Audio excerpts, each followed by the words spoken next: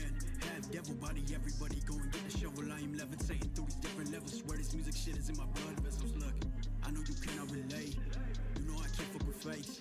Me and you run at the same, both of us on different planes. Cause I don't bleed, I don't sleep, I don't need things that you mortals do. I see the truth like an oracle. Your wifey saying I'm adorable. Fuck around, I may just turn it to gold. She said that she love me, I know this for sure. Girl, if we fucking keep that on the low, moving in silence and man is a no. I'm the best in the land. Shout out to homies inside of Japan. Too busy just doing the things that you can. Everything going according to plan. Mastermind in the building. Give a fuck about your feelings. About to cut your Achilles. Should've known I was a villain. I don't give a fuck, not a single one. My team run amok, and that's all for fun. Bitch, that's all for fun. I got nothing else to lose. Hold your ass still while I tighten the news. I know you scared of the truth. Your records they put on the bed, might put them in tombs. You cannot kill me, I'm already dead. Yeah, you cannot kill me, I'm already. Yeah, you cannot kill me, I'm already dead. Yeah, you cannot kill me, I'm already.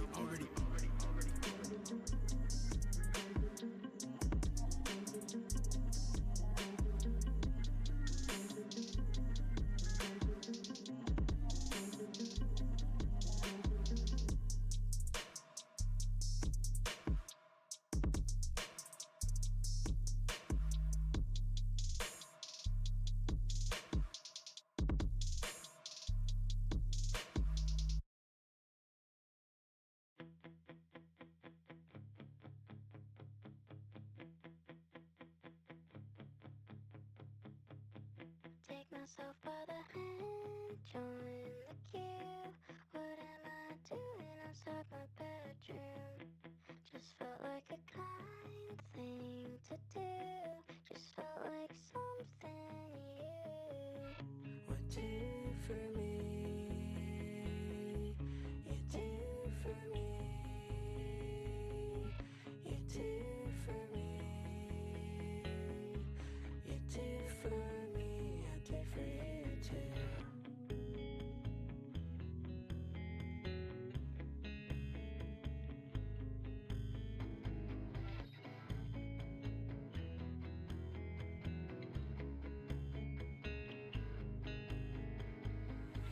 Take myself by the hand, join the queue. What am I? Never been the type to forgive and forget all those arguments. It turns out you were just a bitch. I'm so done with this. Just go and pack your shit. Yeah, I might have burned this bridge, but at least I knew I could swim. You say that it's harder to leave when I keep this tattooed hard on my sleeve. There's a lot you'll never understand about love. There's a million things I shouldn't say about us, but you've been telling all your friends all the things that I told you in confidence, saying I'm the reason we were always arguing, but really you just cheated on me. Damn, yeah, I'm petty, you knew all along. The least that you could do is say you wrong. Crazy when it happened, I ain't even tell my mom. Now she gotta find out cause I wrote your ass a song. You were toxic, yeah, we both were. Trying to get back, but it won't work. When I think about it, I get in a bad mood to tell the world that this song is about you. Never been the type to forgive and forget all those arguments. It turns out you were just a bitch. I'm so done with this. Just go and pack your shit. Yeah, I might have burned this bridge, but at least I knew I could swim. I'ma need all of my sweatshirts back, all the times that you made my head hurt. That means burn all of the Polaroids. Take my name out of your mouth, girl, you're so annoying. Bet you gonna go and show your new boo all the cool shit that I introduced to you. I ain't hurt, I ain't mad at all, but when you up so high, just know you have to fall. Hell yeah, I'm fine. Say the wrong things at the right times. Holding my tongue, that was never like me. All along, guess I was digging my grave. Freaking go. Ladies and gentlemen, let's freaking go. Okay, big day. We got Optic winning it today, and we got the challengers starting off basically in about 3 minutes. Hey, yo, my hair. But ladies and gentlemen, welcome to the stream. Welcome, Dream Mills, Green Wall. Honestly, I mean, they already beat them already early in the championship or the playoffs or this tournament, whatever. I think they got him. I mean, no phase. I think for me, I think the biggest thing was phase was the big issue. There's no phase. I thought Toronto Ultra was gonna be an issue. No Toronto. Dude, this is Optics to win. And what Blake Jackson said earlier in the stream, Dashy decides the championship. I think Dashy, Shotzi has to put up some numbers today. Those are the two big things. I think Pred's gonna do his own thing. I think he's gonna have a crazy day. But we need Dashy, we need Shotzi today. But everybody else, I think Pred's gonna be a dog today. But that's my personal opinion. You already know. But ladies and gentlemen, welcome in. The challengers, I think, is about to start here in about 2 minutes, so we'll switch the screen in a second. But in my personal opinion, Dashy's the one to do it. This is it. This is Dashy's. It's all about Dashy today. Kiz needs to play how he did yesterday about absolutely terrible. Dude, Kismet says, dude, I don't know if you're on Twitter, but he already tweeted he's feeling like a dog today, bro. We'll pull up some tweets right now too. Kismet is feeling like a dog today. So we'll see how everything looks today, man. But like I said, we're gonna start off with the challengers today. So it's Omit Brooklyn versus Lore Gaming. So that's also, I think, 4 out of 7. So it's be the same side, like 4 out of 7. But Lore Gaming has Arcities on it, so I'm gonna be rooting for Lore Gaming today. I think, don't get me wrong, I heard a lot of good things about Omit Brooklyn, but hey, this is gonna be a good day. It's gonna be a really good day, baby. But I don't know, man. There's gonna be New York. Yeah, Skies needs to basically get shut down. You already know this whole team is a dogs too. But I thought Toronto was gonna beat New York, and they didn't. So in that elimination finals, bro. It'll be a good one, dude. It'll be a good one. Just need to shut down Hydro's best of 9, so they needed 5. Yeah, so there you go, dude. It's gonna be a long series, so we're gonna have some fun, dude. It's gonna be good. It's gonna be a good old series for sure. So yeah. Okay, let's see. So we have the names. We got Cammy MVP, who was, I think, on Los Angeles Gorillas early in the season. So I'll switch the scene right there so we can kind of see who's on. So we got Arcities, Pauly, Ulysses. We got MG2 Real, Prolu, Awakening. I've heard a lot about Awakening too. Cammy MVP, Purge. So we got some, like, don't get me wrong, these are some really good teams too. So the Challengers is gonna be a really fun one, and they're already playing their intro already. So we're gonna. G, are you in the TXP server right now?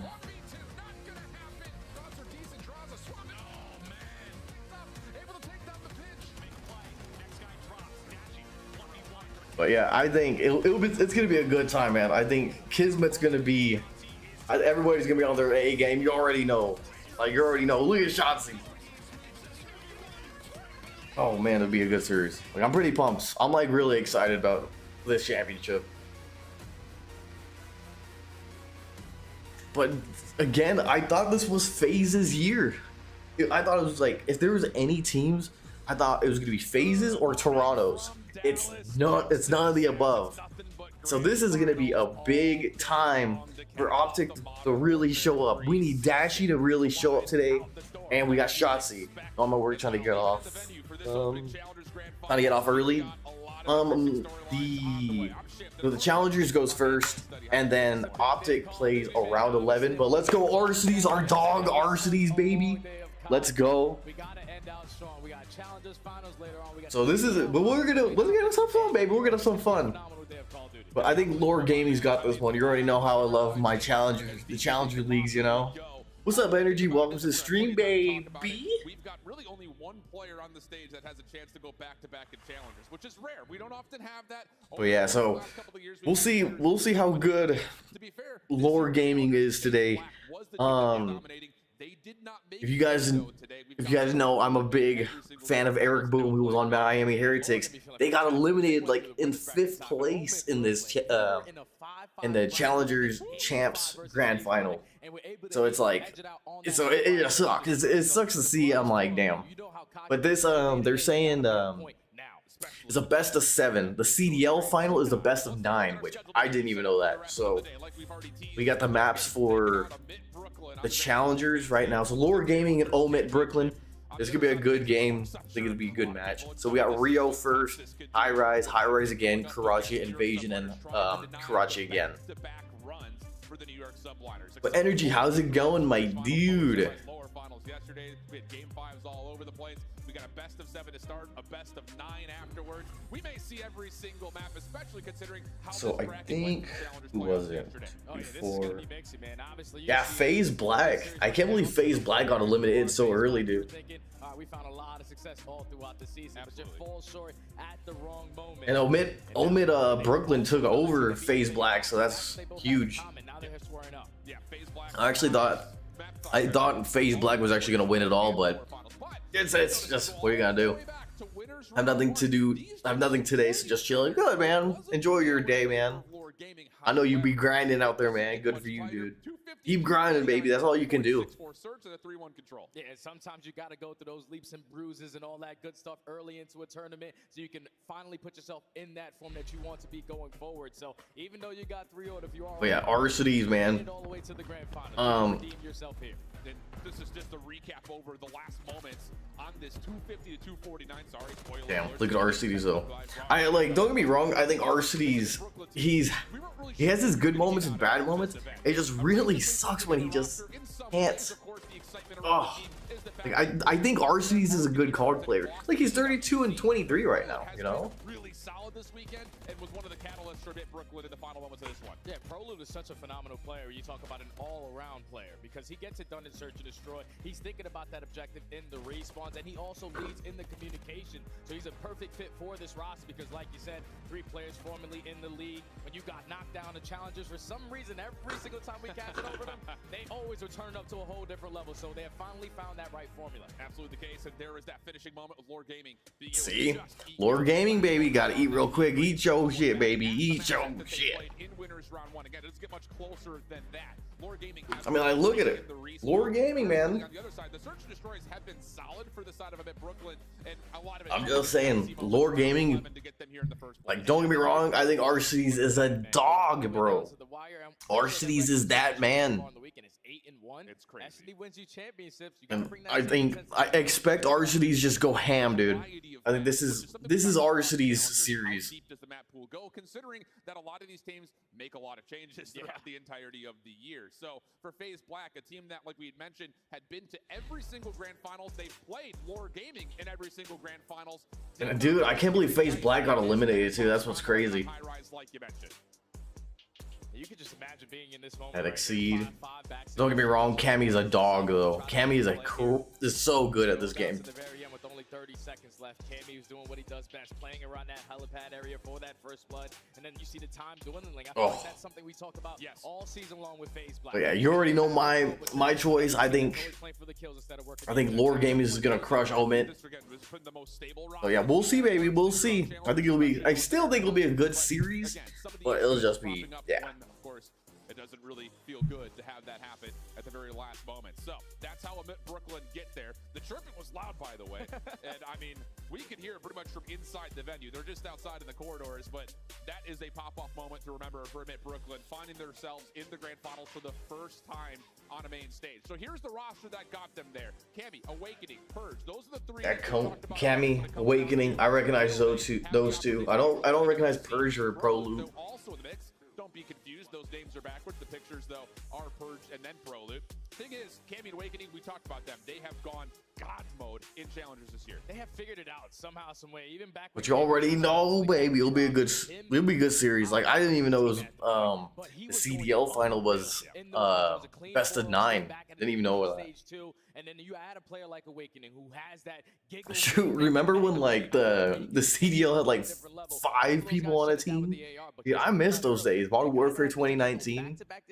Like, don't get me wrong, I think that's the best period for, like, COD. Or at least for like the Call of Duty League.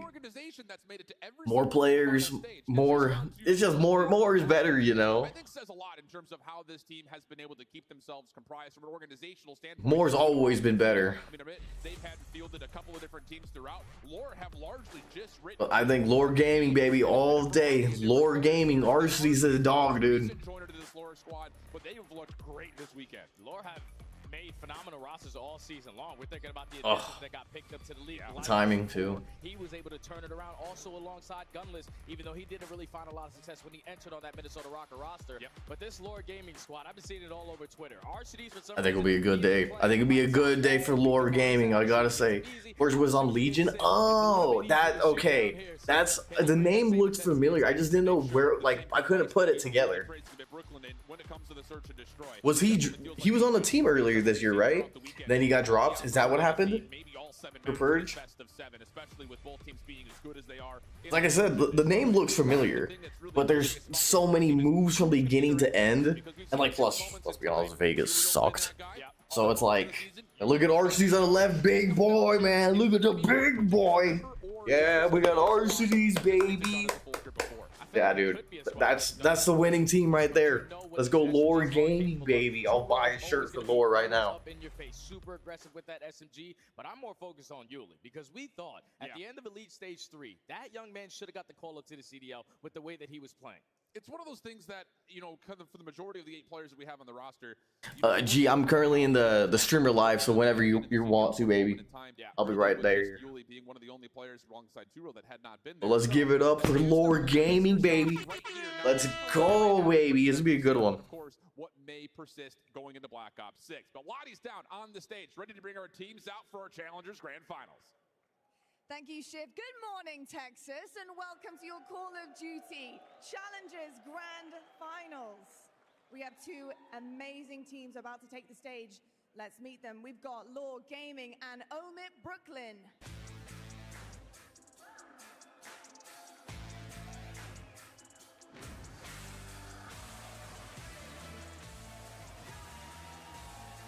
There we go, baby. We got the big man in the front, baby. You already know. RCD's right there, baby. Let's go. What's up, Mike? What's up, dude? What are you doing? Why are you hanging out? We're watching the Challengers finals right now. Oh, you're watching it by yourself. Yeah. Optic's playing at 11. So we'll be chilling throughout the whole stream watching this. Let's make some noise for It's your 11 2 a.m. right now. teams here facing each other in this grand final. Both Oh, I forgot you're on the east side, my guy. I'm central. That's right. Lift that trophy by the end of it. Let's see who will take it. Fellas, please take your stations. Shift. You streaming while Yes. watching, or Yes, sir. Well, let's be honest, Jay, you were just mentioning it for a moment. This is you doing it on Twitch? You can't do that. YouTube and Twitch. All have been in the CDL, Yeah. man. They all Help Step Pack. I'm stuck and I can't get out. Get over here, baby. I'll pull you out. Obviously, they haven't found a lot I'll pull you out, baby. That's why they are in this position, but just this one match alone is Oh, going to what are they gonna do? They're gonna ban me? They're gonna sue me? That are on the stage. Mystic has been really a standout guy. Here are your sunglasses, Side bro. of the stage. Oh, that shit broke. That shit broke at a concert. They've had their own Dude, I haven't worn glasses on stream in like months. with a different Oh. variety of rosters. So things are looking really, really solid in terms of how you form a good Challengers roster, how you get them prepped up, and what you can do to make sure that your team has the best chance to be at the top of the Challengers ladder by the things that being all said and done at the end. Yeah, both these squads got the right pieces together, man. You got phenomenal searches. This one's best out of 7, best out of 9. So we'll see, baby. Come on, baby. Well, but the maps and modes are upon us. We're instantly hopping right back into that Rio, which was a 1 point. This is the Challengers? Yeah, Lord Gaming and Omit Brooklyn. The pressure, the ARs holding down lane. It's gonna be Mixie in map 1. Just to give you the brief mention, Lore are 6-1. Scruffy, how you been, Here's my your guy? notorious team. including a 3-0 Oh, dude, they went bankrupt. for them in terms of how they kick things off. But you mentioned it in the pre-show. Of course they did. They couldn't invest in their content creators. We're pretty 8-1 overall. Oh, what's that? 11 clutch ups as well. So they're getting it done not just in the win category, but they're also getting it done when it matters at the very last moment. Yeah, and seeing that high-rise search and destroys that map number 2, I feel like since the beginning of the Challenger season, this has been the bread and butter map when you talk about challenges. You're able to get that done, put yourself into the high-rise where it tends to get mixed. Doing good, man. Just waking up. That's good, man. Scruffy, how have you been, dude? Missed you, man. Dude, I was thinking about like watching your podcast on stream. Oh, yeah. Because like I've been like, don't get me wrong, I be watching your podcast, but I want to watch it more, dude. You do too, dude. Yeah, dude. So I'm be trying to be watching your podcast on streams now, dude, while I'm eating stuff. Not just what comes next month, but what may come next year. We've got the real hard point, a 1-point matchup. Last time these two teams had played in winners round 1. And don't sleep on challengers, friends. Oh yeah, I finished my X Defiant video. It's on I just uploaded the YouTube. I just gotta basically get like the title and everything done.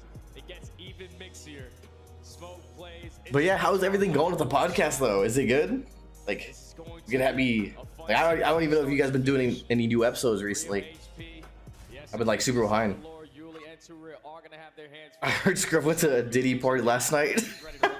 Oh dear God, eh? First champion to the Modern Warfare 3 year. We've got Lord Gaming taking on Mint Brooklyn in their blue. RCDs for the first blood as Lord really trying to do some damage around the outside of this hard point, but Mint Brooklyn sniff it out, find a couple of kills, and they will get it in time first. I think RCD drops 30 kills on this map.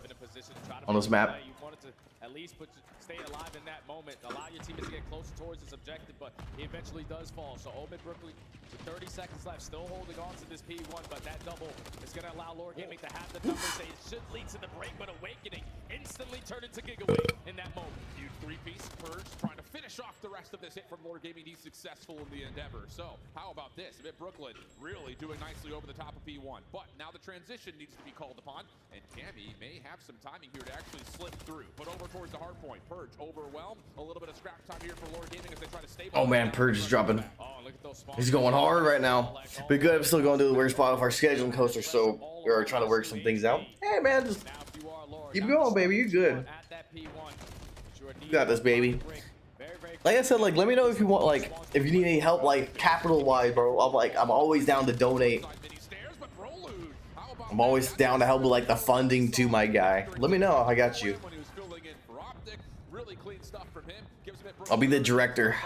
30 seconds still here. You are Lore. You got to try to soak as much as you possibly can, but around being hit from Purge.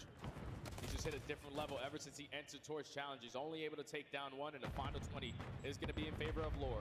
So basically a tie game. Mint Brooklyn, they can apply the pressure towards Old, knowing that they guaranteed have those spawns for next.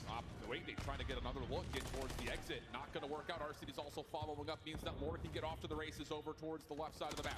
Spawns are still good though for Mint Brooklyn, but can they get themselves in position? Yuli in Purge trying to get surrounded, but he comes away with 2. A brilliant moment for Purge, and with that, Mint Brooklyn will get the early time. Yeah, that's all it comes down to. The fact that Purge is able to find 2 in that engagement.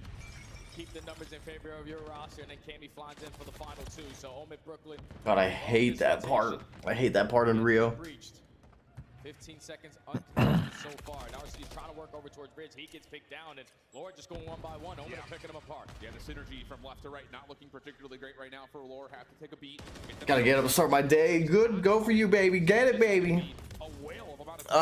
Scrub, you work today too? So you would think another late hit comes around the outside of the windows. That opens up the hard point just a touch. Broly trying to play recovery, but you only beats him to the punch, and he even gets a trophy system down, so the break does come through here for Lore late into the hard point. Oh, but Cammy again finds a double to relieve that. No, I'm off. That's good, mighty guy. Are you gonna be streaming today? Potentially gonna be in favor of Omen, but now they are blessed with the rotation as well. Purge coming out swinging, 12-6 start. He's reading the pressure. Nice. On him, teammates are able to assist him.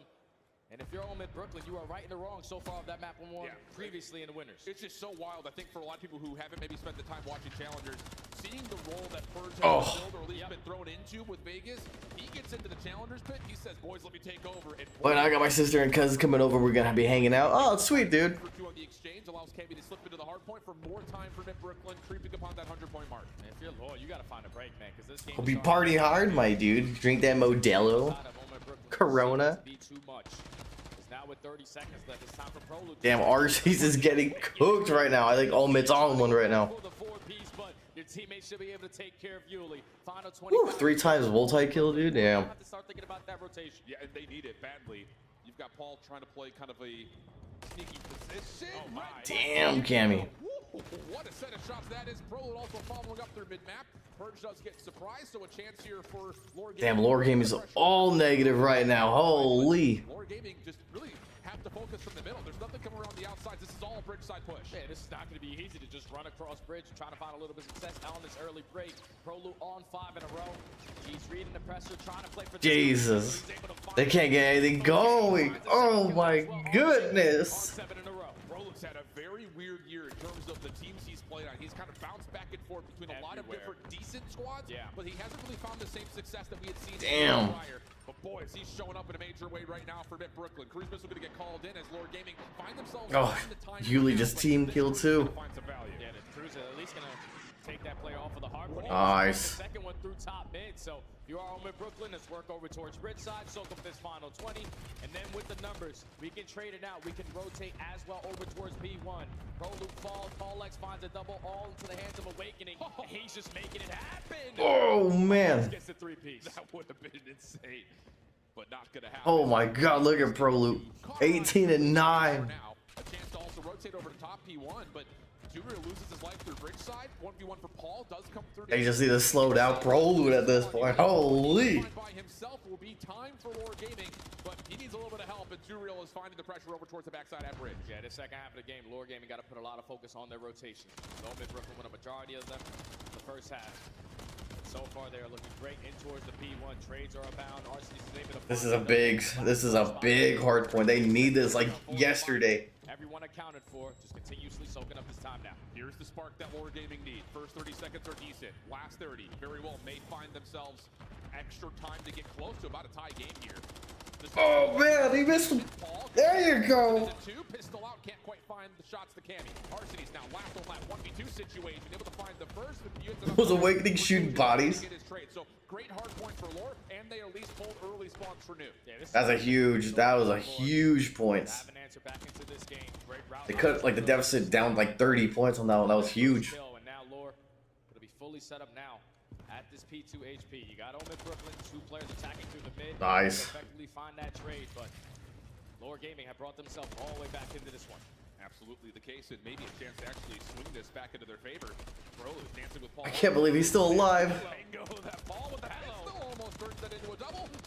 Oh my god, there you go. And Lore Gaming likely to take the lead if they can get the read that Mid Brooklyn are in the back. Yeah, as soon as Paul. Oh, that's the back. All right, they're in the back. Everyone turn around, but the trades are more. Oh, they flipped the spawns perfectly. Too aggressive in that moment was Lore, but we'll sort of take that because it's final 20 seconds here at P2. We know how effective P3 can be if you can hold it down. And Juriel causing some problems over towards the rotation to New. He's in a dance with Prelude right now, which eventually goes the way of Mid Brooklyn. RCD's trying to make a match. Oh, good trades. But as he's shut down, now Lore Gaming just have to return over towards P3, get themselves a setup that they want. Now 30-point difference. You have Lore dominating over towards that bridge side, watching the overextension if you are too real, but you're going to get bombarded by players. Can you catch the timing onto Purge? You're able to spot him, but he's going to put himself in the right angle to find the kill. You get some assistance from RCs. You eventually decide to strike. Lore Gaming hold and take it over. You can definitely tell the Lore Gaming vibe is starting to really take the lead on this one. Let's go. Good duality plays happening between a couple of different members as they need to really focus on these rotations. Oh my god. The spawn saved. Now from the front, Mid Brooklyn in pieces, and they're all getting tagged up one by one. No way, holy. They will fall. Lore Gaming will see their first lead. Yeah, Lore Gaming are warmed up now. Flawless 60 hold so far at this P3, and you're already nice. Players contesting off the rotation. Lore Gaming took the lead. For Lore. But with Paul X dropping, now it's going to turn into a one-on-one gunfight. Arcedy's on 4 in a row. Couple of toe tags from Arcedy's. Pushes Awakening off, which Yuli's right there to pick up on. This is what I'm talking about. Hey, I get the comp, a little bit of damage. Another team says, I got your trade out. Easy kills coming through. Lore it's so tight. Early time over the backside of boxes as Juriel clean sticks up from the side. Arcedy's Juriel got another kill off of that. Double comes through, and now all of a sudden you've got Yuli on 5. Yeah, but Juriel gave up boxes, so Awakening potentially has the opening, but you're going to go back to pick it up. So this has been beautiful hard point from Lore Gaming on the second half. Flawless 60 at the P3. So far, 20 uncontested seconds here at P4, but all the kills in favor of Moment Brooklyn. They bombard their way through the backside. Cammy finds 3. That leads to the break. This is a critical 30 seconds that Lord Gaming are not just going to want to give away freely. So they're structuring up for their next attempt to try to break this through. Pro on a little bit of an off angle, front side ramp. Boxes also being watched by Purge. So this hit. Got him. He got him. For Lord Gaming, and it's not really working out. 3 for 1 the exchange, and that's enough for Yuli to say, I'm out of here. Got to play the rotation. Yep. Rotate early, play a corner, guarantee a first kill. Oh. That's exactly what he's able to do onto Awakening. But Omid Brooklyn able to take the lead right on back. All extra perfect. Gosh, what a weird way to come back to that guy. Now Lord Gaming fully set up this time around off this rotation anew. Basically a tie game. We might have a 1-point game again. We very well may. Cammy's on 5 though. That could be a huge tool for Mid Brooklyn if he can get the Oh my god. corner and just able to find Yuli before he can slip away. So a cruise missile now earned for Mid Brooklyn, and they secure a quick break over through 5. You have top mid control as well. You are Lord. You can't. Oh, all 4. That front end. It'll be very difficult to lead to the break, but that's where you have the tax. The stuns and an age good enough. Yuli's about to die right here. On the hard point, but now it's Cammy's turn to strike 7 in a row, trying to make it 8. Prolu is not going to be. Oh man. Lord could still take the lead here again. We can recap. Oh, Cruz. Cammy's going to call out the cruise missile here. 15 seconds on the clock. Arcenies will drop, but look at the focus around the middle of the map. Yuli's able to snap. It's so close. It's so close. P1v1. Purge can't quite find him initially, but finally, Amit Brooklyn do find the kill they need. We're going to have a 50-50 battle for new. It's just way too tight. It doesn't even matter who's on the lead right now. Alex playing that corner for a long time, but somehow, some way, That P1's perfect. Another lead change. All 4 too. Off of the respawn, have to work their way up these steps. It's wild because you look over to the kill feeds of the leaderboards right now. It is essentially copy paste. It is dead even. So this is just about who wants it more, maybe. Lore, first 2 kills decent. Trying to chase down. Oh! Somehow manifests a double. Extra damage to help Prolude out. Turns this into a 1v1 for the time. Oh, Arcenies! Gets the win, and now here comes the next wave. Now if you're Arcenies, just try to finesse as long as you can for the reinforcement. They gotta flip the spawns here though. They gotta flip. Oh no! Take down 1. Cammy again with another multi-kill. That's all you can do. Contesting's the best thing to do. Oh no way! You gotta flip the spawns. Flip the spawns. Recognition, and now all of a sudden it's not just the break. Laura trying to flood over towards the new side of the. Oh no! Stop them in their tracks. A chance to get the lead back for Lore, but Amit Brooklyn have the setup. They're gonna be up like 1 point. Players pushed out as well, so Prolude's contesting over towards this garage area, just gonna keep Lore at bay, but eventually he is gonna fall. Now Yuli working their way around the back end. Yuli potentially is gonna catch the timing. Nice. Photo finish of a map 1. Awakening tries to get out of the hard point, not able to. 2 in the back. Oh shit! 1 more. Able to find, like you mentioned, all 3 dead, but the spawns are still in. Oh no! Cammy again comes through huge. She takes a double in stride, and with that, Amit Brooklyn find a way to get back into the hard point. They're holding. They only need 20 points. They can still win it here. Use your stuns. Use your names. Everyone's still alive. Walking up this ramp. You have a pinch being set up out of Prolude. That might be just enough to call game. Able to find the first. Oh, Prolude's in a perfect area though. And they need to find a break. They need to find it quickly. The kills are though in. Oh, The front takes down 2. that's the map. That's the map. Woo! Good fucking start. That's just beautifully played right there out of Old Mid Brooklyn.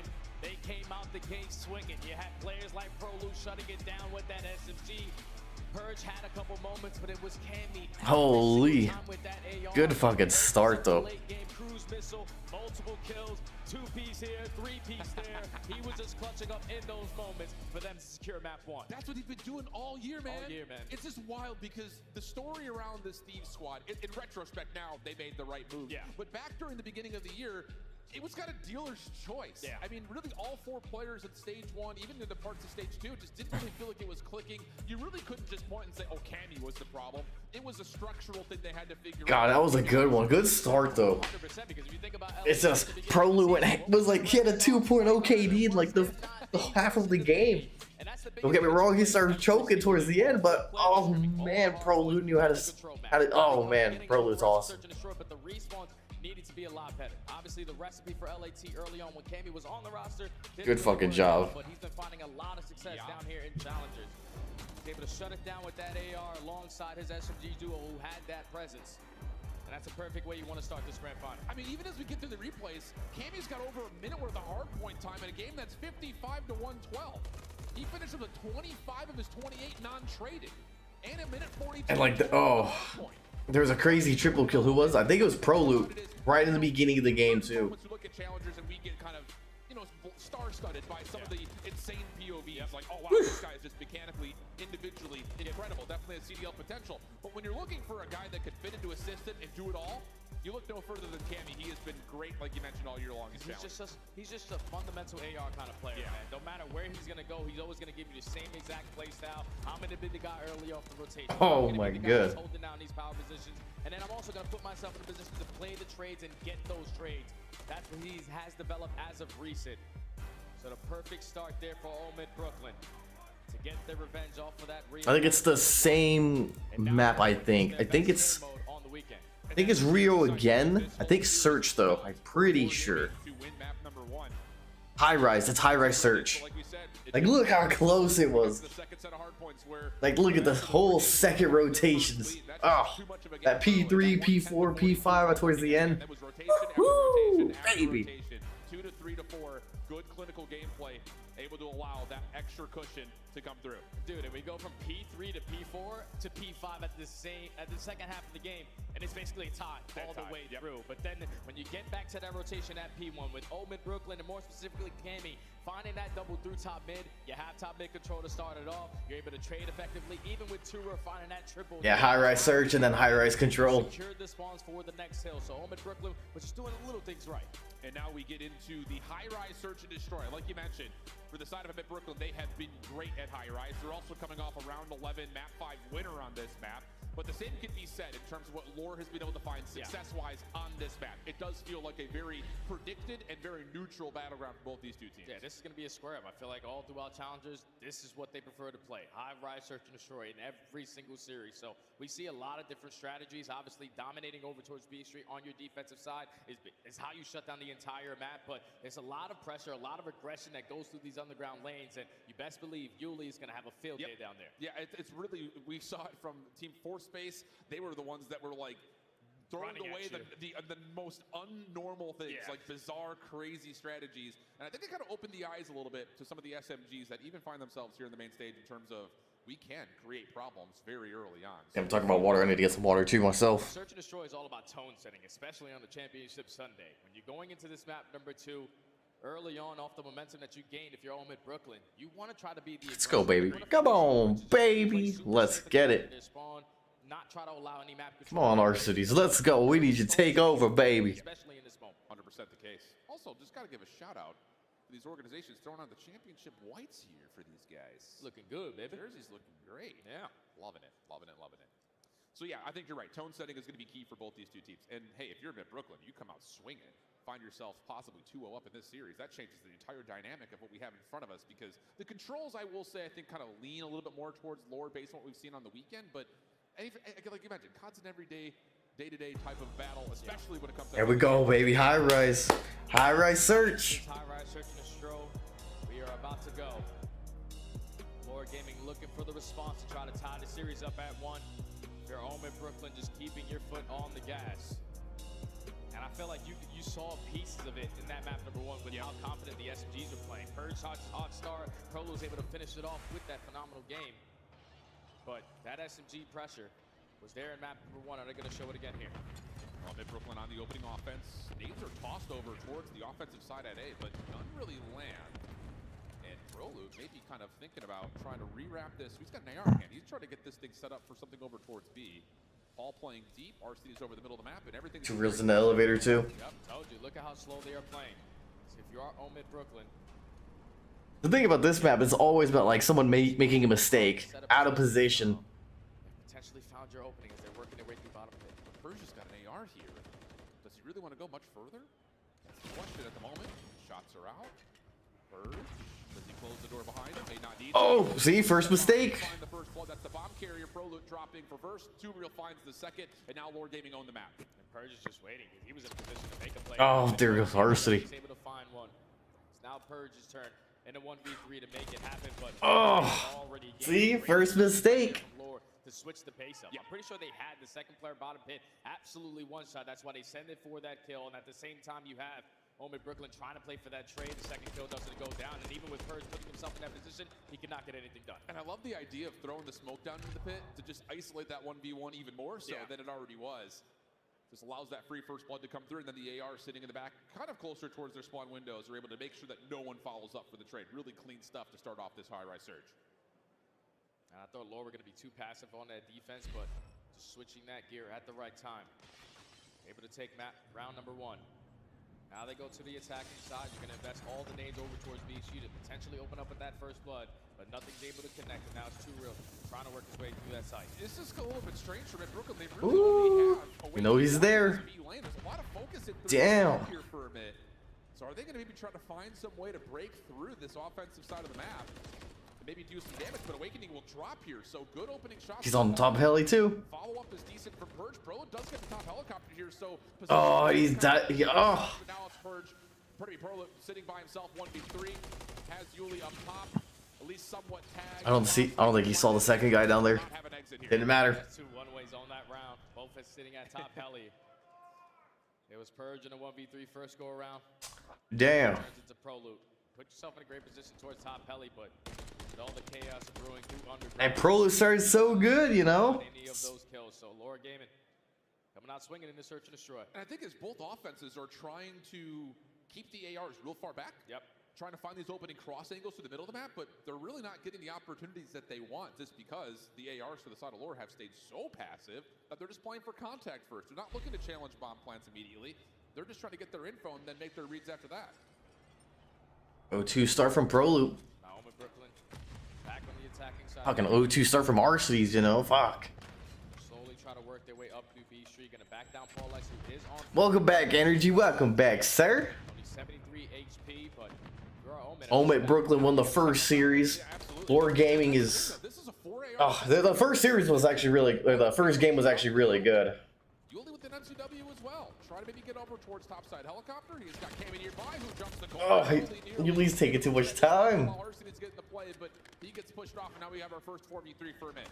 First blood on the cards there for all. Hey, first mistake. Awakening finds the second, so all about the first mistake. Prolu's all the way in the back. He's trying to find any success in the kill department. No, he is gonna fall. Paul like positioning known. He's on 5 in a row, and he finds that double. Cruise missile earned 1v2, and he's got a chance at this. Yeah, with a Cruzy boy too. Oh, everybody's looking at him. Just a little bit too difficult to deal with. Off angles all yeah, see? Look, and nearly took advantage of it. Hey, man, but you would take that cruise missile on a 1v4 to find a double the way that you did. Paul trying to let him know you got real lucky there in that situation. Almost pulls out the 1v4, but at least to Omid Brooklyn securing their first round on the board. Great snap onto Cammy there.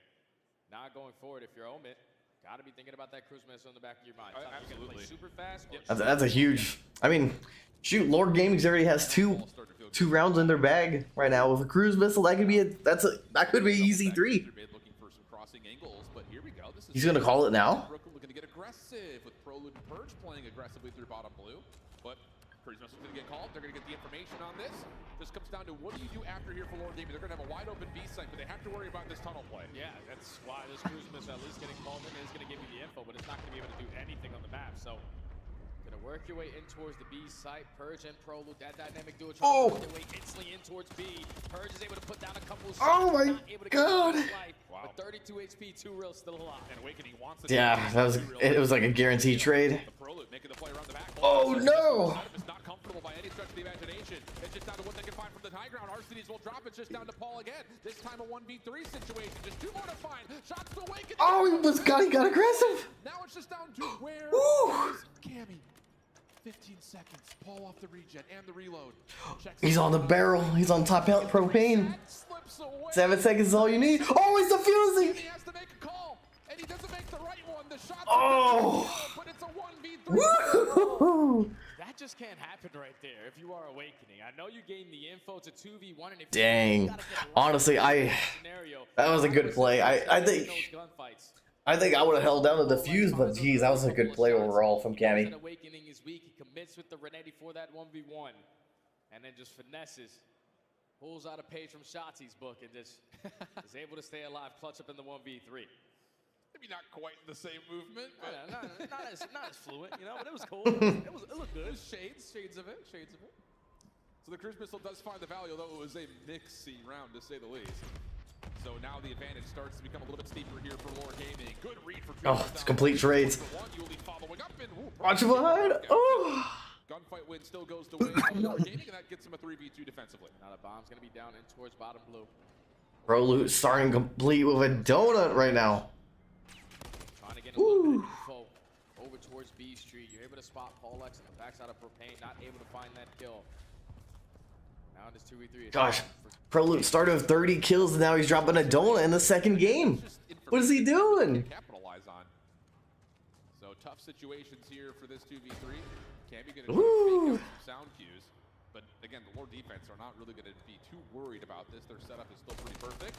Cammy, a couple of wallbang shots clearly provide. RC's all got that back. Yep. And that's what Lore were waiting for. Bomb now down 1v3 for Awakening. And Awakening is not going to get the better of RC. Well, what is it? 4-1. Like Lore Gaming's got this, got the game in the bag already. One shot. I'm going to set it in towards bottom blue to find the second. Then you keep yourself in the man advantage, realizing that if you are Mid Berkeley, you're not going to find a lot of success to work that objective over towards A. You're dominating over towards B Street. GG. Already know RC's that's my guy, you know. First blood. What a dog! Come on, baby. Rounds that they've won essentially. Efficiency's been great. And to be fair, like as much as we were crediting them for having a great search and destroy record, they really didn't play a lot of high rise this weekend. A lot of their success. Dude, the Pro Loot's got to step up like right now. Not a lot of well, there you go. We're talking about Pro Loot, right? Yuli trying something crazy doesn't work out. Yeah, that's doing your homework right there on the Yuli. He did that all throughout the challenge. There you go. See, Brooklyn needed to come back right now. So instant 4v2. You don't really have to commit on a gunfight, but not in the 1v4. You might as well go for it. Paul X, even though he's been shooting tremendously straight. Yeah, Paul X is like a dog right now. Can't much purge. Shots to Awakening are good. Yep, there you go. Oh, what are you gonna do, right? It's like, what are you gonna do? Good try, good try. 1v4, 1v3, 1v4. Can we get a little bit more help here? Dude, if Lore won that round, that game was over.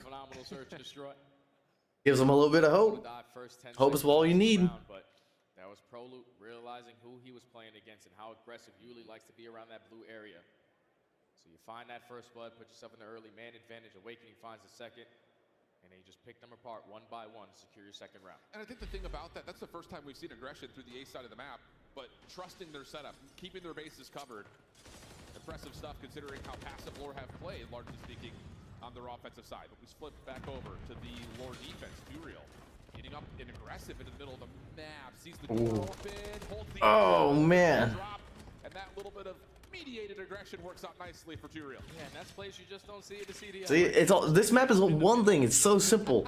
If the first person makes a mistake and it's over, it works out for that first blood. usually it's hard to come back from any type of like mistakes from there. Oh, it's like too real. Like again, that's a mistake, and now the game's even. Pro Loot and Pro Loot's already having a bad game, and like there you go. See. Shots come through, makes Paul's life real easy to confirm the kill.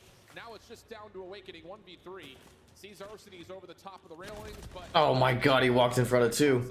See, it's the map sucks. I hate high rise search because first person that makes a mistake. That's all it is. When you have those kind of AR players, the way that Paul X is shooting, and you know Arsenes 2-time world champion, he's gonna be ready at all times. As they are now one round away from tying the series up. Switching the momentum in their favor. And that just resets the entire series if this comes through. Can you jump the game a little? I got you. The Rio hardpoint was meant for Lore Gaming to win, based on how much they've played it. I turned it up like 8 decibels. Let me know if that's good. Coming out of the winners bracket gives you a number of advantages. Is that right? 11-3 from Paul X? Takeaway map number 2 would be a critical one. I mean, Pro Loot started hot, and then he got cold. Not as much aggression. Oh, Arsenes is a dog. But first mistake, though. First mistake. Second mistake. Home at Brooklyn. That's a series. By the time he gets up in the play, it's going to be a 1v4 due to the route. So, can Purge put something together here? He's able to find the first great shots on the Paul X. Not able to lead to the kill, but 1v3 bomb going down. Let's see what you got. Yeah, not looking good. what do you do? At this point, you got high ground held by Paul Turiel over the top of the bomb. And Yuli making sure there's no routes hit over through blue, and there's the team shots. Purge down to a single bullet, no worries. How about Lord Gaming?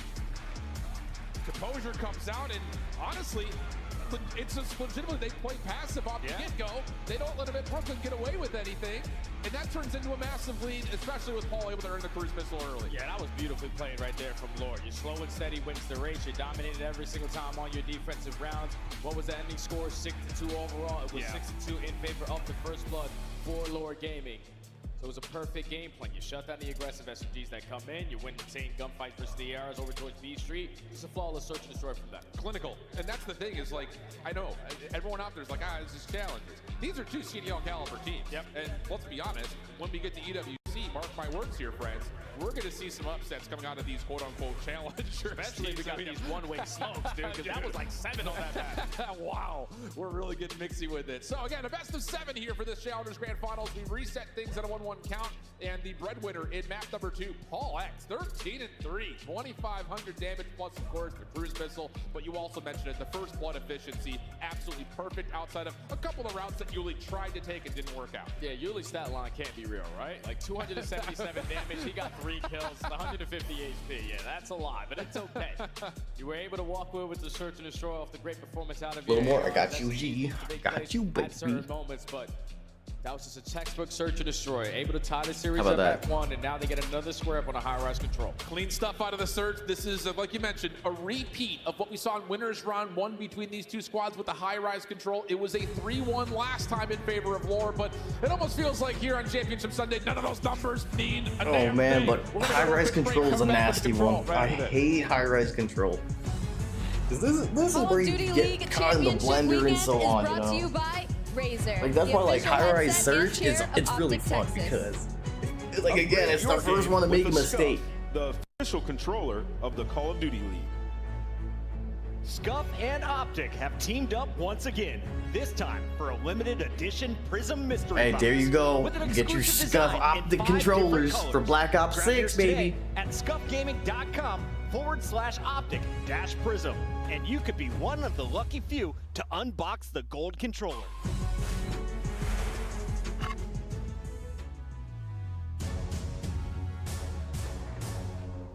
Actually, I think the broadcast is actually a little low for the CDL.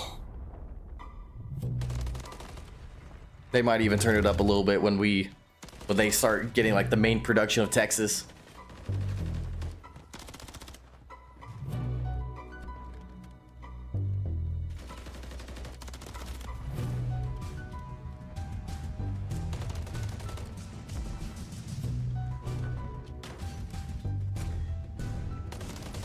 But I mean, like, what did I say? I think Lore Gaming is just, I still think they're the dogs in this match. It's just I think ProLu was just too much of a dog in the first one, you know? He started with 30 kills. Like, he had a huge 2.0 KD in the first map. So it's just like what are you supposed to do when you have one guy that's destroying everybody? But he was in the right place, the right time. Just what are you gonna do?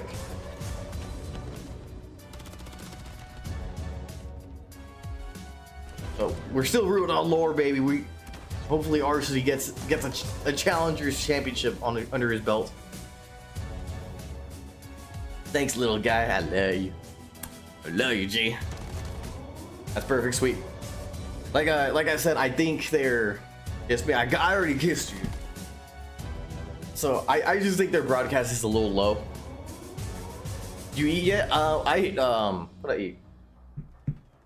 This morning I got like some Satarans, you know, got that New Orleans chicken in me, my guy.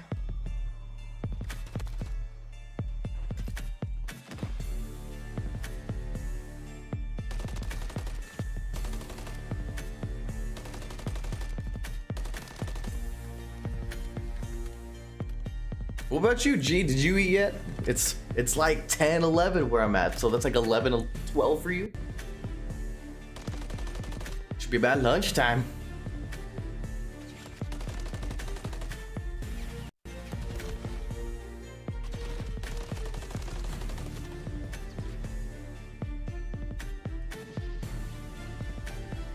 But going back to Optic though, I think if they can, I think the whole series is based on Dashy. I think Dashy's a huge guy right now that is the main difference between who's winning and who's not. Because right now, Dashy has been has been kind of like the odd man out in all of this Modern Warfare 3 series, like throughout the whole timeline of the game. So I'm like, if there's someone to make a mistake, it's gonna be Dashy. So we'll see, man. Like, there's been a lot of inconsistencies, and it's like, I don't know if you've seen G, especially you G, you pay attention more to it. The behind the scenes with Optic, where it's just like they won the major and then they just completely were just garbage in the next major. It's like, what happened? How do you just go from the top dog to just the bottom dog, you know? We're the same time zone. Oh, I keep forgetting about that. Not a burrito. That's my dog, dude. My freaking dog. Dude, actually, a burrito sounds really good. But real quick, shout out to Black Rock Coffee Bar. Shout out to them. It's a huge energy drink that I got from in Chandler. So good, dude. Got a cherry limeade. Welcome back to the grand and dude, it's finale fucking of the hot, Modern bro. Warfare 3 It's hot in Phoenix, dude. It's always hot. So you better believe we be turning it up here. In a 1-1 heat at the moment. But for Mid Brooklyn, hey, you start off this series great. First time on any main stage for challengers this year, whereas Lore Gaming, at least by organization, have been here every single time. So coming off 1-1. Hey, Small Streamers Connect, thanks for the raid. I appreciate you. Control is gonna be mixy, but it's a rematch from the first time that they matched up, and it was Lore walking away with a clean 3-1 victory to close it out. Hey, real quick. For the series. So if But before we're gonna get back onto this one, but dude, Dashy needs to step up in this series. Dashy's the main one. Dashy's the big thing that breaks this series against New York. Because they played a lot of high rise and they were able to take away Amit Brooklyn's best map, which is the invasion. A little teaser if we end up getting to a Karachi control for our second overall control map. But it all starts here. And again, the focus God, this is a mess of a map though. I hate control on this map. But this is a big one for Lore. If they take this map 2-1, take the lead, there's a good chance the next map is gonna be good. See the map after this. At least in my mind, seems to feel like you lost a couple defensive rounds, gave up some early. The next one's Karachi Hardpoint. ARs didn't really have a lot of presence after this. Early on into this one, Omid Brooklyn on the attacking side. 2 rows actually going to be running that SMG, dominating. Oh man, bro, start. And that's something we have to keep an eye on throughout the entirety of this map, whether it's on the offensive or defensive side. 2 Real loves that underneath pit area.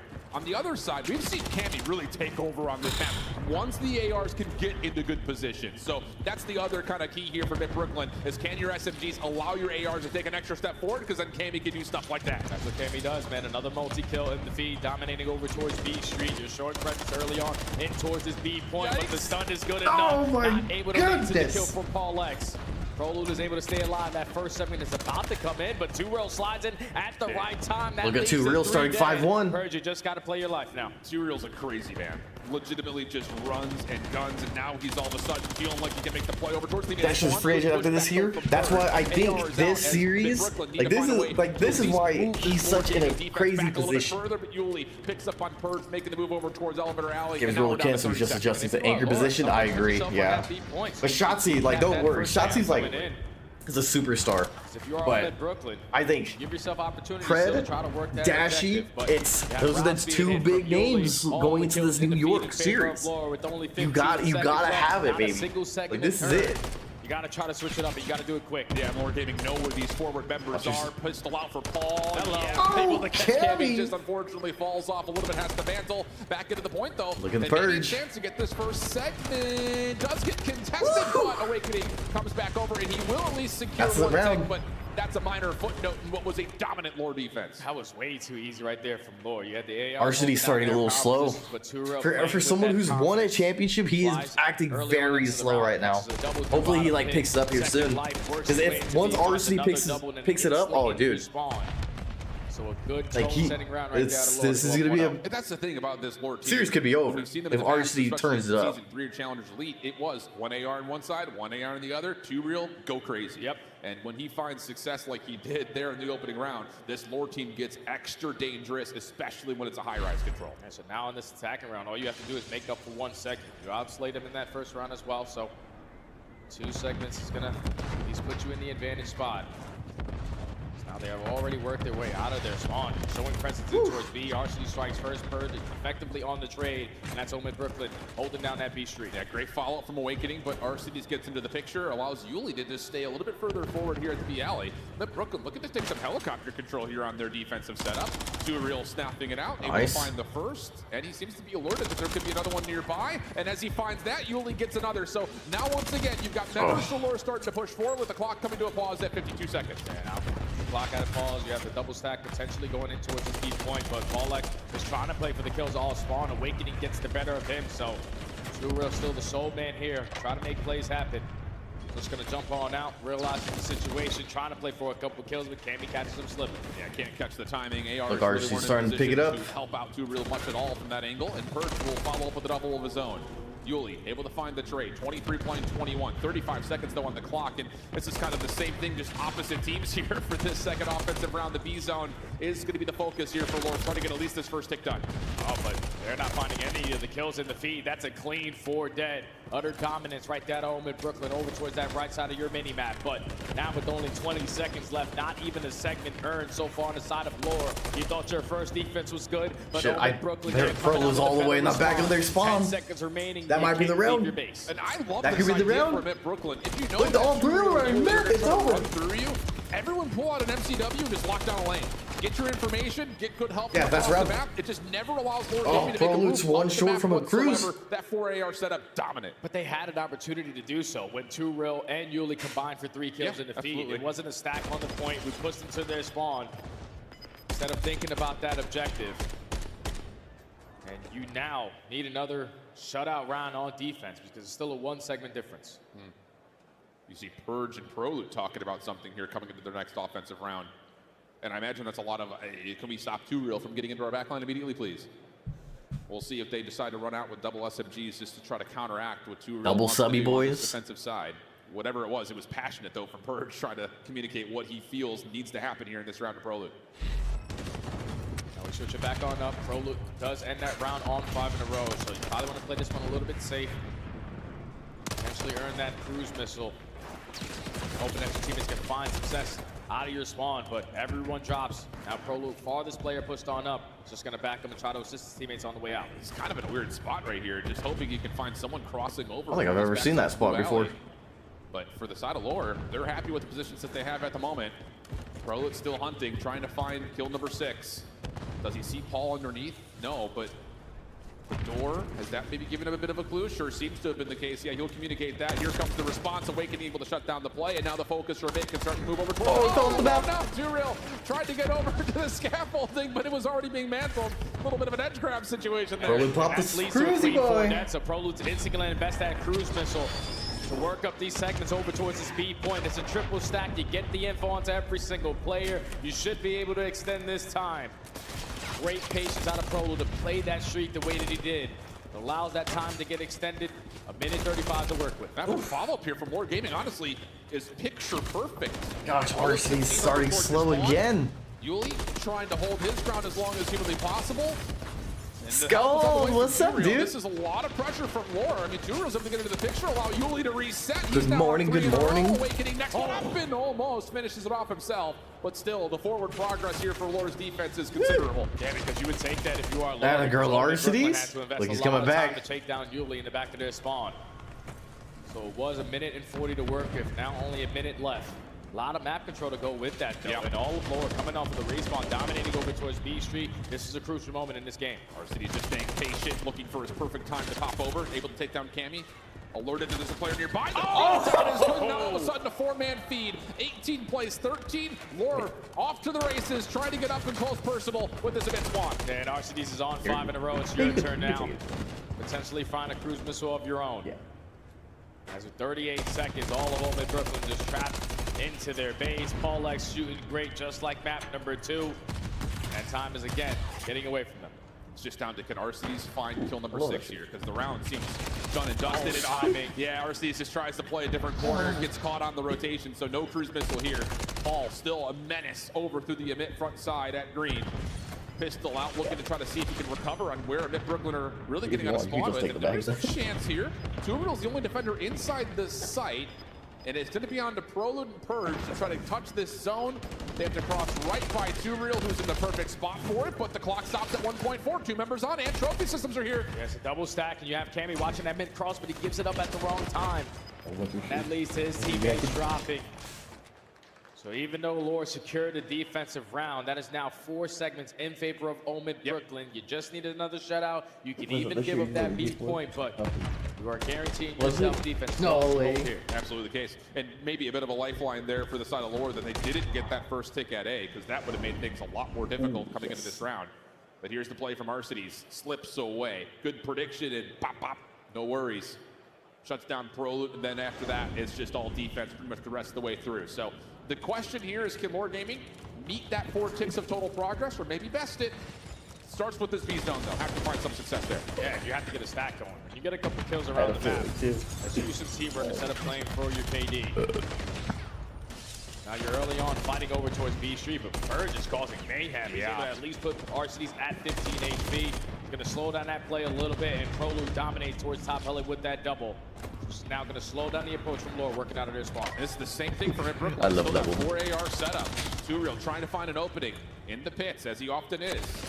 Looking for some contact, Awakening able to find him over towards the A side of the map. That sucks about your snake, my guy. That Trying to sucks. force something, and that's one of the things I think when it comes to criticizing his play in the past, that's the stuff that we've seen that's just like, brother, you got to slow down. Oh, brother. Like I just realized Lore won. 2 of your teammates drop, just slide out, spinning around in circles to try to locate where someone was. Giving up your life for free. Now with only 35 seconds left, everyone trapped on the side of Lore in the back of your spawn, but thankfully one player is out. It's just about positioning on this. What is he going to be able to get done on this flank area? He finds that opening onto Awakening, and that should alleviate a little bit of pressure from his teammates to not work their way out of B Street. God, I hate this map You have to stay control. alive as long as humanly possible, and well, interesting enough, Lore out of spawn. We're looking like they wanted to go A. You've got Turiel freely in the B zone, but this is split focus for Lore. A little bit messy at the moment for the offense. Cammy's been seen on the route and hitting over. Oh, good job, takes care Arcides. of it, another kill tallied.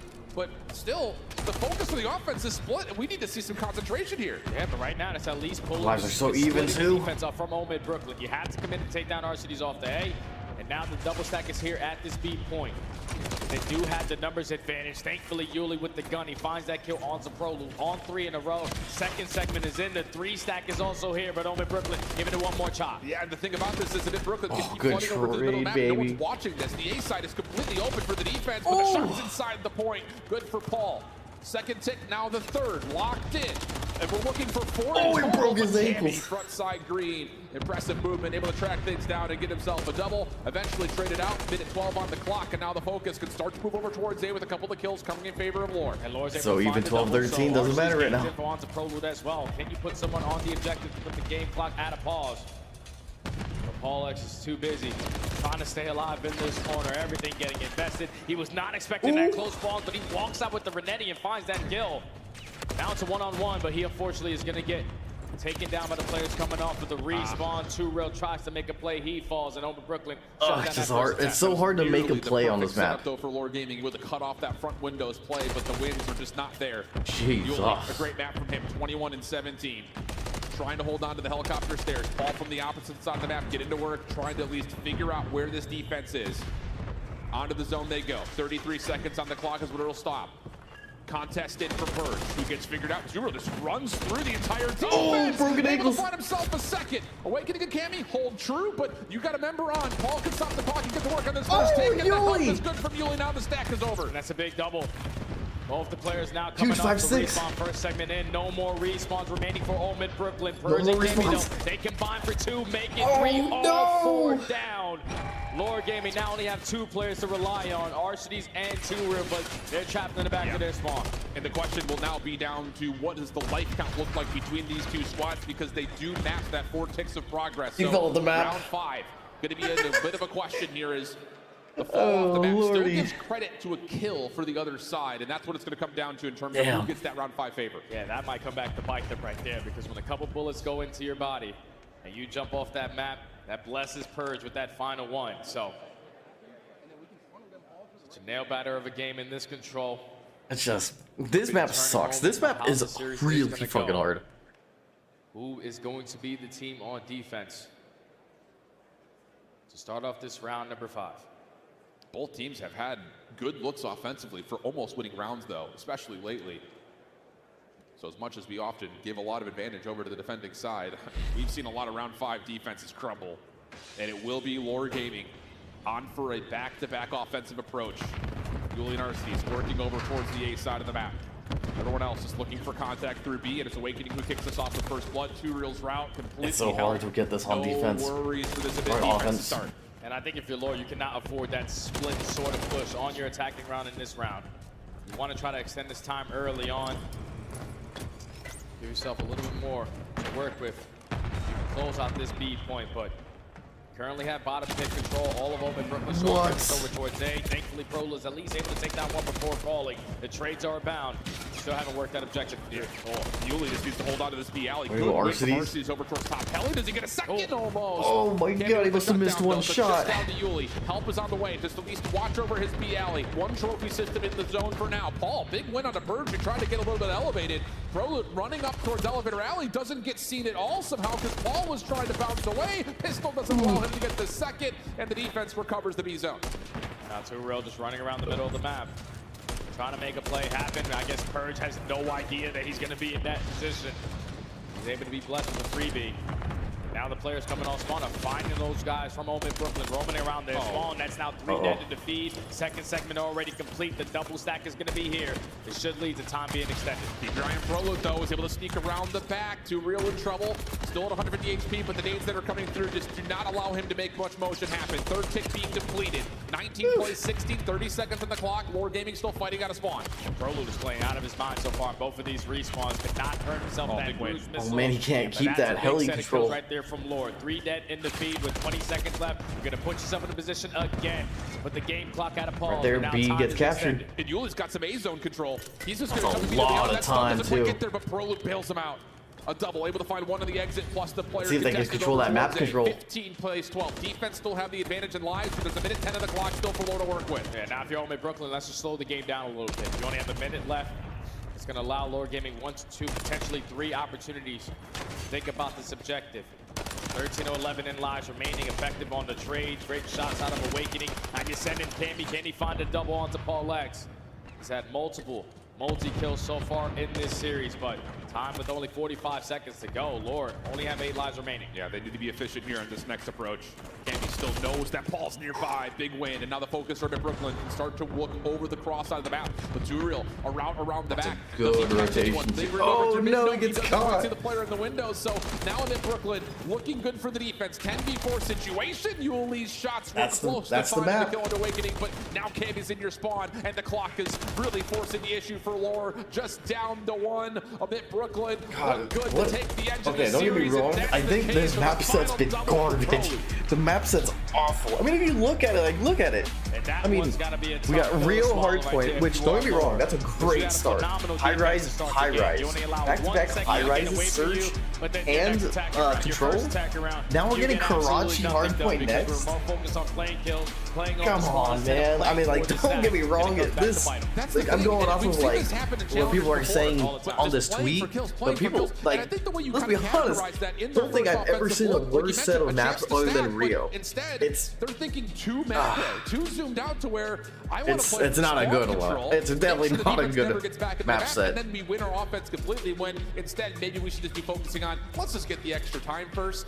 Sometimes players just think 2 to 3 plays ahead when you need to be focused on the moment at hand, on the task at hand. You find 3 kills around the map. We know how difficult it is to even think about objectives on a map like High Rise. So when you find 3 to 4 dead, you have to take advantage of those moments. You cannot continue to put a couple players in positions playing towards top heli, pushing out towards B Street. Gosh, it's just so hard with going against any type of map that's hard or a high rise, you know? It's like, damn, dude, it's like, what are you supposed to do on like such horrible maps? Maybe some memories of how they played up against this Mid Brooklyn team before and said we did find efficiency doing this offensively. Doesn't come through this time. And I think at the top of that, you know, it's for just Mid so Brooklyn, rough, dude. that defense, that 4 AR setup, it's not new. We've seen that happen a handful of times before. But it's the fact that no one's forcing the same kind of engagements that, not to point fingers, but like 2Real was trying to do. Purge is playing more reserve. You're getting a little bit more kind of help from Portland rather than initiating energy, and that just kind of kept this Lord team a little bit off balance. And it was the adjustments coming in from Prolo, because he started off the game with the SMG. He was contesting 2Real right This was hilarious. Bottom pit area, but then he realizes on defense, what the hell am I using that for? I'm going to put myself towards top Pele. I'm going to dominate with the AR in hand. And every single time Cammy was holding down a lane, it was Prolo on the opposing side. Finding success. So perfect game plan right there. I want to see what that scoreboard was. That's the thing too is, you know, as much as 2Real has at times been kind of a catalyst in terms of his ability to take over, you put him in the blender a little bit, he becomes a non-factor. So really good game plan, like we just kind of reiterated here from Mid Brooklyn in terms of shutting down one player in particular and just making life extra difficult for Lore. So yeah, great call outs from you, Jay, and a big map in the macro sense of what this best of 7 will look like now. With I mean, Prolo was like 27, 23 right there, like right there. On the weekend, Invasion was their playground. Plenty of racks. And Cammy's been going ham. I'm like 30 and 22, Prolo 29, 23. A map that Lore games It's just, now that's 2 respawns that they've been able to right the wrongs it's of been the a first time. crazy 1-2 punch with those Now guys. Prolo and Cammy's been insane in this series so far. All the momentum on your side. You're going into a Karachi hard point now, which could be a very, very good map for them. Ugh, but Karachi hard point, I'm gonna throw up, dude. Hate this map. Like, what a terrible series. This is a terrible map selection. And Invasion S&D, don't get me wrong, I like Invasion, at least for S&D. Control garbage. When he is playing on point. But when he gets into that mix, like you said, my friend, it's just really, really hard to get out of. You got to take a deep breath, realize the moment, and then just slow down your game at certain times. And that's, you know, I think just to kind of categorize challengers, especially with players that have fallen off the CDL now back in trying to reprove themselves, is there's often that moment of, I have to make a play. We're at the final moments here, and there is no more I or me. It has to be a we, an us type effort, and that can sometimes be elusive for some of the SMG players because they're used to just chasing down an extra kill and finding it. That's the thing that could be really, really scary or really, really good. Because if it goes in your favor, obviously you're going to have a field day. You're going to be talking about it for the next couple of weeks. So I dominated, especially on the grand finals on the main stage. I was playing phenomenal with my SMG. But then when it doesn't go your way, now you're sitting there like, what am I doing? Am I costing my team? What can I do to be better? And sometimes in the moment, it's very difficult to find that answer. Yeah, and I think just kind of talking about the scene and the community as a larger sum, we've seen players fall out of the CDL, come into challengers, and they're just individually gifted enough to keep doing their own thing, and wow, this guy is still impressive, but it doesn't work out in the league. On the other side, we see some players drop down to challengers and kind of have a moment of reflection of, I need to be more of a system-style player. Maybe you look at kind of the opposites of 2Real versus like a Purge, who really has come back into the challenger space, found himself a good role, and he's been efficient for this Mid Brooklyn team. Yeah, Purge has been fantastic ever since he goes from the CDL to here. Because in the CDL, what was it, like a 0.7, 0.8? Wasn't good. Wasn't really the best, but they were still finding W's. I still don't understand that roster change if I got to think about it again. But you can think about another couple of players, like a player like Joe Deceives, who was on that LAT to start. He drops down to challengers. Come on, baby. We need RCDs, baby. He needs to turn it up like right now. What he needed to bring to the table when he got the big call back. He needs to bring it to the table. You see what it has done for that young man. A phenomenal. Got another hard play right here. So watch Prolo, watch Cammy. One of them's dropping at least 30. Let's go. There we go. RCDs get started. Karachi hard point. You're not starting on the preferred side. Yeah, just inject the energy right into my veins. What we're about to see here in this Karachi hardpoint, it is going to be mixy, a bloodbath. At least that would be the expectation. Awakening pistol out, able to find the first, has 2Real. At least targeted down low. Prolude follows. Ulysses up top. Good shots from Prolude, and he will jump right back to the hard point. And Mid Brooklyn finding some really good time here, but the battle back from Lore, even better. The AR starts to wake up. Yeah, that's fantastic from Lore. You're finding 3 in the speed. You're in control of the spawns and the rotation over towards new. So, Mid Brooklyn is seeming. Here we go for P2. Here we go. Hitting that early rotation. They find that first kill onto 2Real, so they have the numbers. They can bombard the way out towards the bus stop. Damn, RC's trying to hit him again. For RCD's is not able to connect. And Mid Brooklyn have now set themselves up for a perfect response here at P2. Yeah, Purge just going to make sure nobody jumps over this wall for free. Stun, Semtex is all being played, and he can back up over towards the heady. Paul just trying to keep him interested, but this Gosh, that's so hard to do, man. That's a good control of that. Cammy getting 2 through mid, has him in Brooklyn, already dominating over towards This B2. is a big moment of the game right here, because still with 40 seconds to fight for, Lord Gaming do not want to invest all of their lives to jump. Wow, that was a good shot. They're going to have a couple routes being hit. Paul X somehow, some way was able to find a double.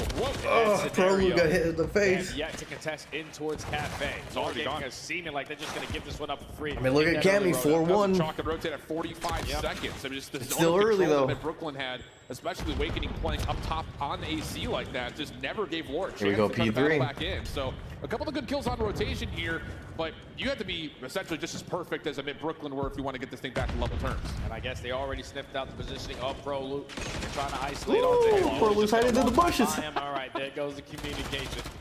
Good to find that first kill, and now a 40-point difference. All the kills in favor of Lore. This is gonna be huge for a big old 60. Huge 60 point right here. Timing is gonna be everything here for Paul. He's got a lot in front of him. Does find the first through mid, but nothing beyond it. Shoot, we were just talking about Cammy. We went from 4-1 to 4-3. Shutting down the potential of a split pinch coming through, and then 2Real steps up and deals with the garage play. Mid Brooklyn still finding a couple of kills. What happens to the spawns here if you're Lore Gaming? They're deep. They're over towards bridge side. So oh, you just saw 3. Very well may break this from the side over towards the junk area. RC's just holding for cover, looking for help.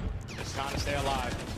Oh, that's really good plays. Crossfire shots over through that chicken coop area. What a play. is getting it done. Finessing with that AR in hand, big kill onto Oh, Awakening. man. Sending Paul X to find the trade, but it's still RC's here trying to contest for this final 10. He wins that one-on-one gunfight.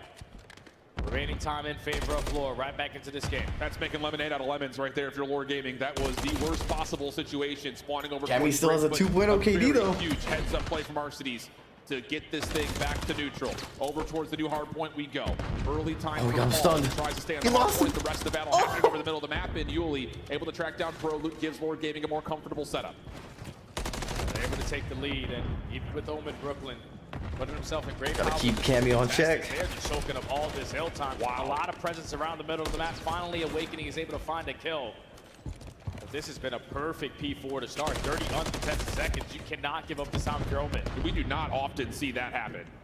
This kind of reminds me of like the Invasion Courtyard hardpoint where teams are playing for map control, not hardpoint control. Not the case here as Lore Gaming continues That wallbang was to soak insane. up more time. The lead grows to 20 plus. Awakening able to neutralize the scrap time as the battle starts to rage out over towards the junkyard. Paul a little bit mixed up. RC is able to find one trade, looking for another. Has the pistol out, but 2Real bails him out, and Lore Gaming a chance to win the rotation now all of a sudden to 5. That is fantastic. It's like Awakening's taking over in this one, 11-6 right now. You already have players contesting off the Roto. 2Real effective on Oh, that Pro trade. just looking at him, onto Awakening. 412. You do not have the spawns, but you have to try to read this route coming in from Pro Loot. They get that. They find the second kill. Lore working Purge is way ice. To the front door. 2Real trying to force the issue even further forward. Shut down by Purge. Yuli over the top of the cars. Good angle for him to try to finesse a little while longer, but hold on a second. Mid Brooklyn starting to find a couple of kills from the front. Last player's left alive. Not going to be able to hold the candles. Prolud takes down 3, and he gets to work getting up top to Hotel. Prolud with another multi-kill, 3. 30 seconds remaining here at P5. So if you are Lore, all the spawns through that front end. Can you hit a couple stuns or nades to try to take him off this objective? But Prolud again. Oh man, that was risky. You paid off. A double. This final Awakening 20 is a gonna be 2.0 KD right now too. And this is where you got to chain those kills with the map control. Start to be aggressive in these moments. Absolute blender right now for Lore Gaming. Prolud Oh, up and over through come on, secret man. escape. Could not quite find the ledge to grab. So his streak gets shut down. Purge is just iced right now, 5-14. Tie game as we head to our second set of hills. Now, if you are Lore, you saw what happened in the first half. You're able to have a good look here at P1, but instantly lost that rotation over towards P2. You have to put a lot of focus on that here. Not afford to give up another full 60, but you're dominating over towards bridge side. You're forcing Omed Brooklyn. Man, it's funny because Lore Gaming's like really not even doing anything too crazy right now. Picked apart one by one. And Prolud really can't do anything from this position. They were banking on Purge's flank coming around the back for free.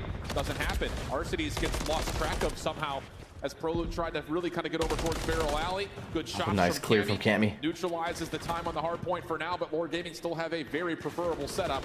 But Awakening starts to get to work on that. He is doing it all himself over towards the outside P4 street. Eventually shut down, but the focus towards the rotation has us in a bit of a battle over towards the top of Dude. Yeah, this time around, Lore Gaming have more bodies in the right positions. To win the rotation over towards New. 2Real contesting on the backside of Red. Realizing where the spawns are. Still so even. Brooklyn, but you cannot afford to fall. in this setup here if you are Lord, because you don't want to be put in that situation where you're forced to jump over that dumpster again. Awakening, tough battle. Able to at least get the hip fire out. Take care of Varsity's. Cammy shut down from playing up top. The rest of this hit now from Brooklyn has to be used through red. And Too Real just gives himself enough separation to at least go 1-for-1. Yuli picks up the baton. Takes control of top red now all again for Lore. Time has been clean. I mean, this first 30 seconds has been dude, Lore's been like on top of like being on the hard point this whole time. I think they've had the hard point first every single time. Lore Gaming trying to at least try to side the series up here at 2-2. Let's step aside and go to listening with Lore. Oh, sweet. On top of me. Don't drop. He's low. He's coming back up to your ladder. Go right. Yo, take your time with this, okay? Go. Let's go, baby. You're by yourself. We spawn a little. Nice. Good job. Right. I'll just get right, bro. I'm Top bricks. He's going top 3, I think. Awakening. I'm looking top left. I got top left. Man, up on left. You go top and play song. Then stun him. He's on the stairs. Awakening dead. I'll go. Yuli, go. I don't see a trophy in hill, bro. I'm in Nathan. Yeah. Nothing bites, bro. Nice clear. Have your back pinch. Oh my god, let's go. He's tossing time away. Close me. One square. Merge, nice. Empty, it's a total empty. In the corner. It's total empty, oh! Stay alive. Good time. I got it. Ivor cross again. This is a huge, they're gonna get 200 right here. I need a top left. He's in the bike. Cammy weak. He's absolutely in the bike. Stuck in bike. Man. Oh no! Pollock's got a cruise. Battlefield General and Arsenes. Boys, keep it calm. Let's take our time on this. Works out for a picture-perfect breakover 3, and Too Real is having his way in the 1v1 versus Purge. Yeah, two-time world champion. You best believe he's going to be leading in the comps because you know what it takes to win. If you are Omen Brooklyn, you gave yourself opportunity to fight your way back into the game at the end of that P3. You allow Lord Gaming to keep it mixy, still a 60-point difference. You're going back and forth in the skill department, but now it's Too Real's turn to strike. Does he have that pillow on the stage to be a little more comfortable? I don't know. Prolo gets the better trade there. though. Ball for the trade though. Keeps the hard point open. Shots through the wall to Cammy. Decent, but Cammy holds the angle and wins the day. 15 seconds still to go new. Awakening gonna be the That one junkyard, baby. That junkyard. Seems to be aware of it. Gets to the gunfight. Oh man, they kept Awakening on check right now though. They gotta be fully set up off. Started so hot. So hot. 3 players set up around this red area. Yuli working his way over towards Coop to watch the overextension, but you also want to put yourself in a position to not see again. They're first there. Because Cammy right now is putting down shots from top 3 at the same time. All of his teammates applying pressure through the front. RCD's trying to watch the close corner. Tries to get back over to the bad timing. Not going to happen. So now it's all on to Too Real. Doesn't expect the player up top, and that's enough for Prolo to find the kill. But the spawn's still close here for Lord. They can reinforce this quickly. Prolo up top, still holding his ground. A major moment for Mid Brooklyn. Have to win this next wave of kills. Cammy getting to work with Awakening. For Lord 5, you get a cruise right here. Oh, and lost it. Too Real at least gets one trade, but Mid Brooklyn are in the hill for now. Yeah, it's a big stun that comes in. Here we go. Now Lord Huge cruise. the situation at hand. This is an opportunity if you are Omen Brooklyn. Oh, he killed one of his buddies. Oh, it's empty. The missile is a 1-for-4 trade. Omen Brooklyn right back into that objective. Final 15 is going to breach them at to about 180 points, a 30-point difference going into the third half of this game. Paul just guarding the mid flank. Purge able to find the trade. Nice piece of timing for the double. That's going to be big for Lord to get into the hard point early if they choose to. Do they know that Cammy's playing around the back? Yuli's on the hunt for him. He's swinging. Hasn't been able to find him as of yet. What does the timing look like here? Should be able to kill him cleanly, and that's indeed the case. Lord Gaming finding every single elimination. Doesn't matter. Game here. Just needs 30. Steve, another wave of kills, and Pollock's dominating over towards his left side street. On 4 in a row, only needing 20 seconds. If you are Lord to tie the series up again, and Omen Brooklyn just going one by one. Perfect position. Afford this in this moment. 10 seconds to the game. Got to find this hit through hotel side. Yuli watching Purge over the middle. Paul's wanted that cruise. Clean shots from Paul, who gives him a bailout tool if they need it, but they will not need it in any form. It's tied. It's tied, baby. All right, next map is Let's and see. Lord Gaming keep us going map for map. And that was the adjustment Invasion that came in on the Search. second half of that game, man. They realized the P2, we couldn't even find a Gosh, single so second good. the first go around. But you're winning the rotations this time. You dominate early on for the first 25 to 30 seconds at P1. You dominate over towards red with 2 rear and early rotations. And then that's when you have the cruise misses to keep the game in your favor. But I thought Omen Brooklyn, they gave themselves a shot at that P3. The fact See, that you that's- are able to find a break in that's a towards great Kuya, play, you have the man. numbers advantage. You spawn them all the way at red. You're both committing on gunfights over towards junk when that's simply unnecessary. Just sit down on the hill and soak up time. It's that little bit of calm composure right in the middle of the map for Lord Gaming. Tight one. RCD's the one that says, yo, take our time here. Yep. Let's just do this right. No, RC was doing And a I think a lot of freaking that good also job on the of same holy. rate is that Purge was trying to just kind of black out and run around the map. He had 1 second of hardpoint time, I think. I mean, And he RC still has went always been a really good IGL in-game leader, That's you not know? good if Yeah. you purge. And You could it just obviously shows right fill there. yourself Boom. off of the previous respawn that you just played decent, but then in that But map right Search there, where your Invasion right SMG here, though. needs to be felt. Just running around the I mean, map, whoever timing's wins not it going is your against way, a lot of 50-50 momentum going chances. into, Just let's wasn't a see, good performance there on that Karachi Karachi Control. hardpoint.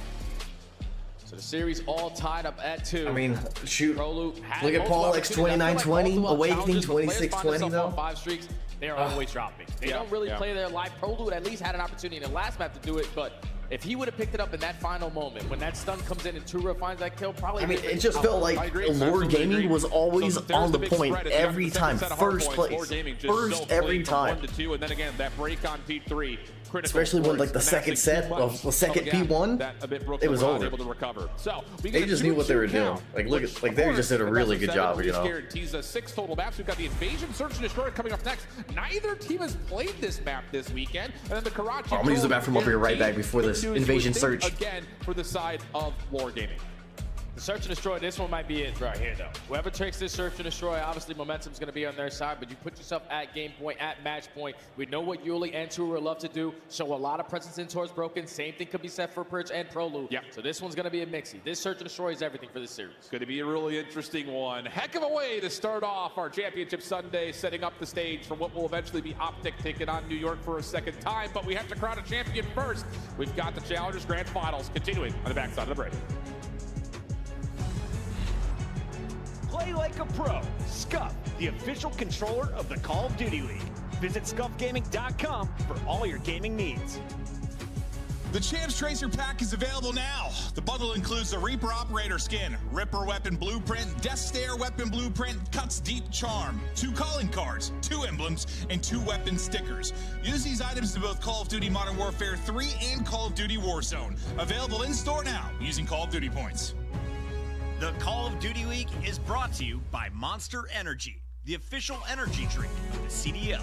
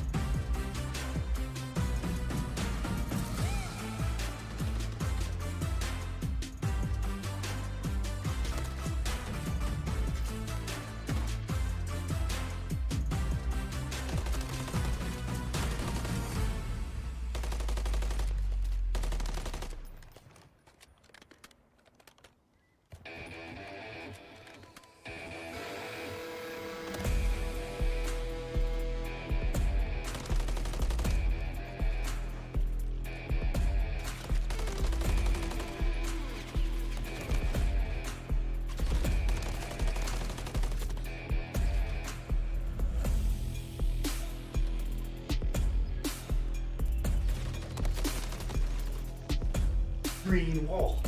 Green wall. Green wall. Green wall.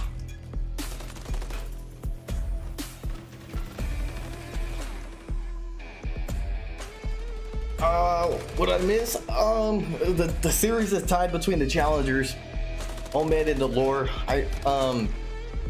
I'm still rooting for lore, baby. We still got lore, baby.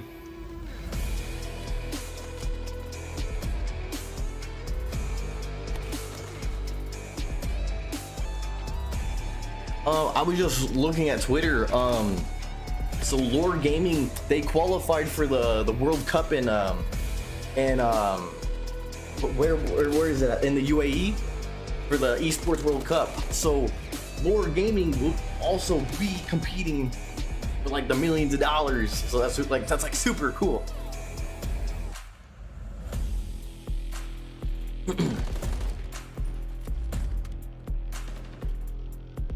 This one's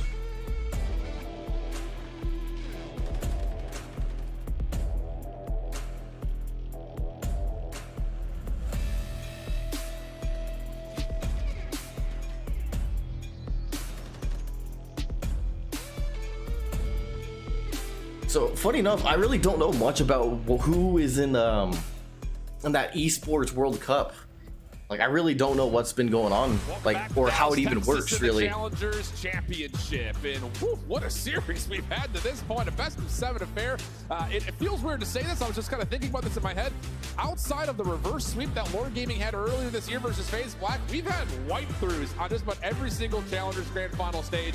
This one's a rare one. Back and forth we've gone. Yeah, back and forth we've gone. We had one, right? Like you just said, the reverse sweep, super, mega, ultra, and that major 2 for Challengers. That was an insane play, and that was Lore actually walking away victorious there. Yep. So tied up all at 2. An invasion search and destroy here in this map. Ooh, I hate invasion search. Because at least based off that map number 2, Lore, they dominated in that first blood column. On a map like invasion, you cannot afford to fall short, especially on the defensive side, because all those setups instantly get broken. Indeed the case. First time that either of these 2 teams have played this map, though, on the weekend. So what does the spread look like? You know, we gave a big shout out over to Coach Mystic on one side. How about Ricky Atura for the Lore Gaming squad? That's a name you probably haven't heard for a while, since when he was a pro back in the day, in the BO4 days, but he has been coaching his buns off with this Lore Gaming squad. How prepared are they going to be, though, on this invasion search? Should be a fun one. Yeah, shout out to Ricky Atura, because he was also a coach for Miami. Good job. In the CDL, too, man. So he knows what he's talking about. As now we're going into this invasion, search and destroy. And if my memory treats me nicely, I know that Kemi loves to play over towards that B site, man. Yep. So that's a guy that you got to put a lot of focus on.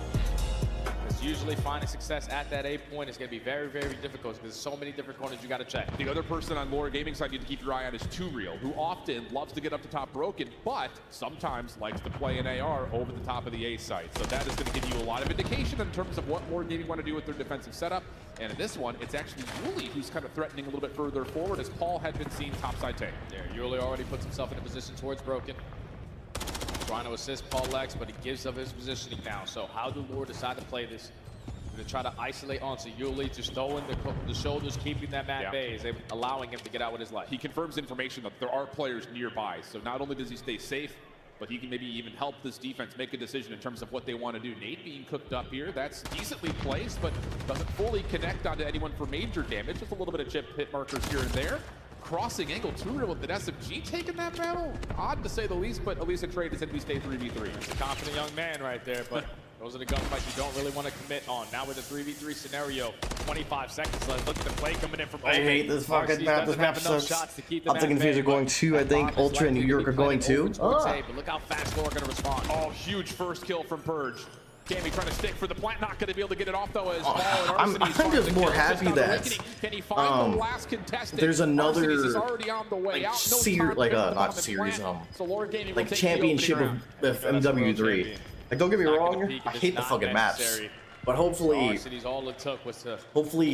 we see some real competition. So like these challenger teams are still going to be competing against those big dogs. I just hope it's like, it's not 0-4, you know? In terms of, again, Yuli seeing the information early, and then Arcitys confirming the rotation, even though the smoke was played towards B, massive in terms of them knowing they had to double chow out Purge at tank, and then from there, of course, win out that Water Street side. So really good stuff, using information if you're Lord Come Gaming. on, Arcity. Now we get into their first offensive. Come on, look, Arcity. to be fair, Optic has kind of defaulted over towards this B site, but a lot of focus for these guys is double SMGs in towards tanks at mid.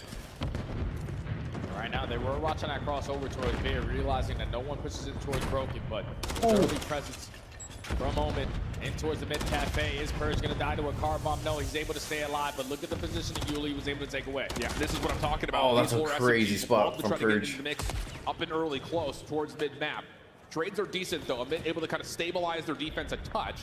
And in the same breath, look at the route that Prolude's been able to find. He's already scouted out that there could be a transition back over towards his B side. Yeah, this is what Prolude is able to do, but his positioning is now going to be known.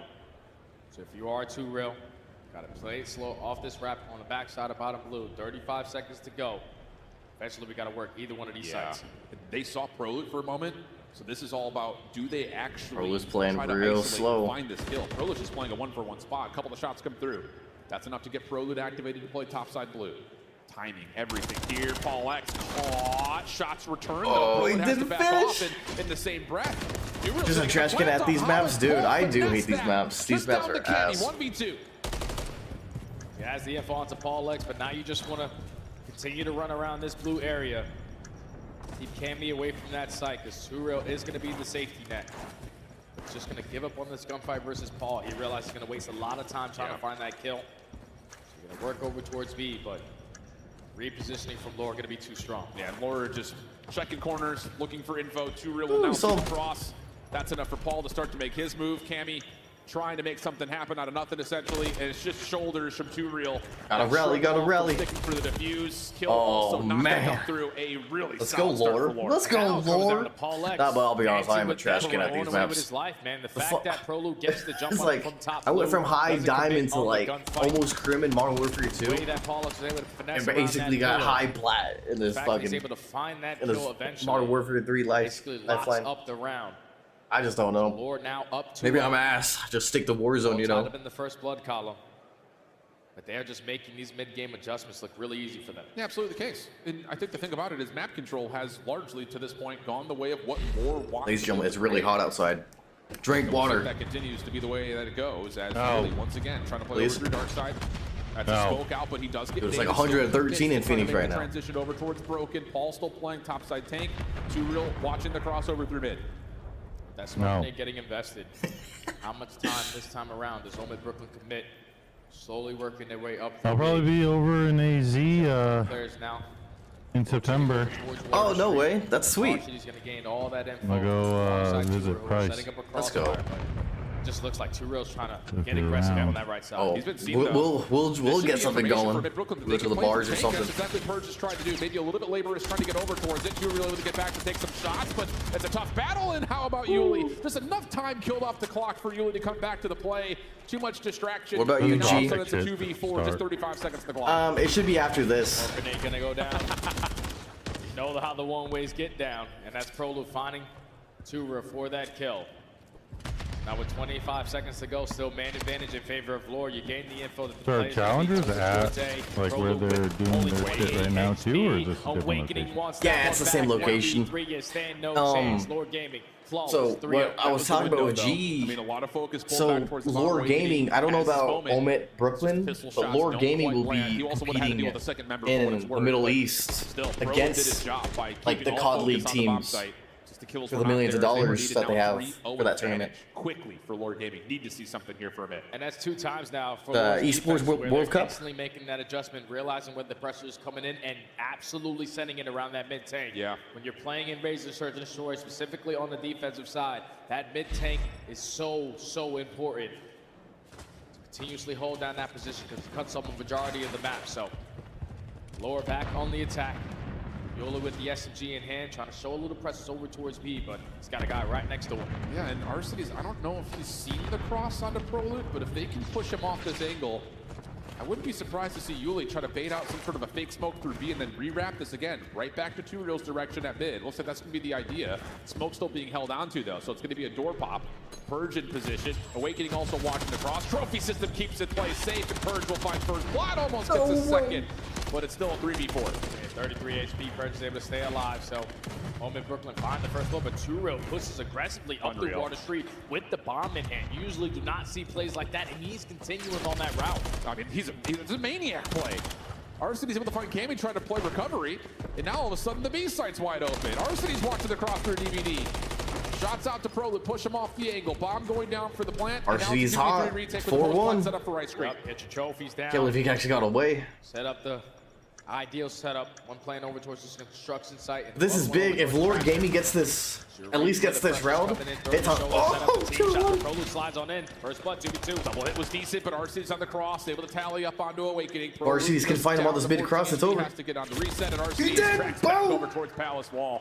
Wow. This Lord Gaming team with the Surge is looking great, and even Arceus is over the mountain or letting them know about it. They are just picking them apart, realizing what the setup is looking like on the side of Omen Brooklyn. Even when those Raven leave, I'll be there. I don't know. I think he'll. With the bomb in hand, he said September. Actually, I'll ask. Work his way up the G's asking. But it was his textbook. What? When in September? They were always showing presence. That you're gonna visit. I don't know. I was just looking at prices, and since I'll be able to, most likely we'll be able to military by then. It's like a like $30 ticket from cool. round trip from Little Rock. That may just put this map to rest if he finds sweet. Okay. I don't know. Earliest I'll be out of the military is September 7th. It could be extended longer, but. Timing not great though. It's gonna get because G just said that if he, like when you go, he'll try to be there at the same time. So we can just basically all hang out.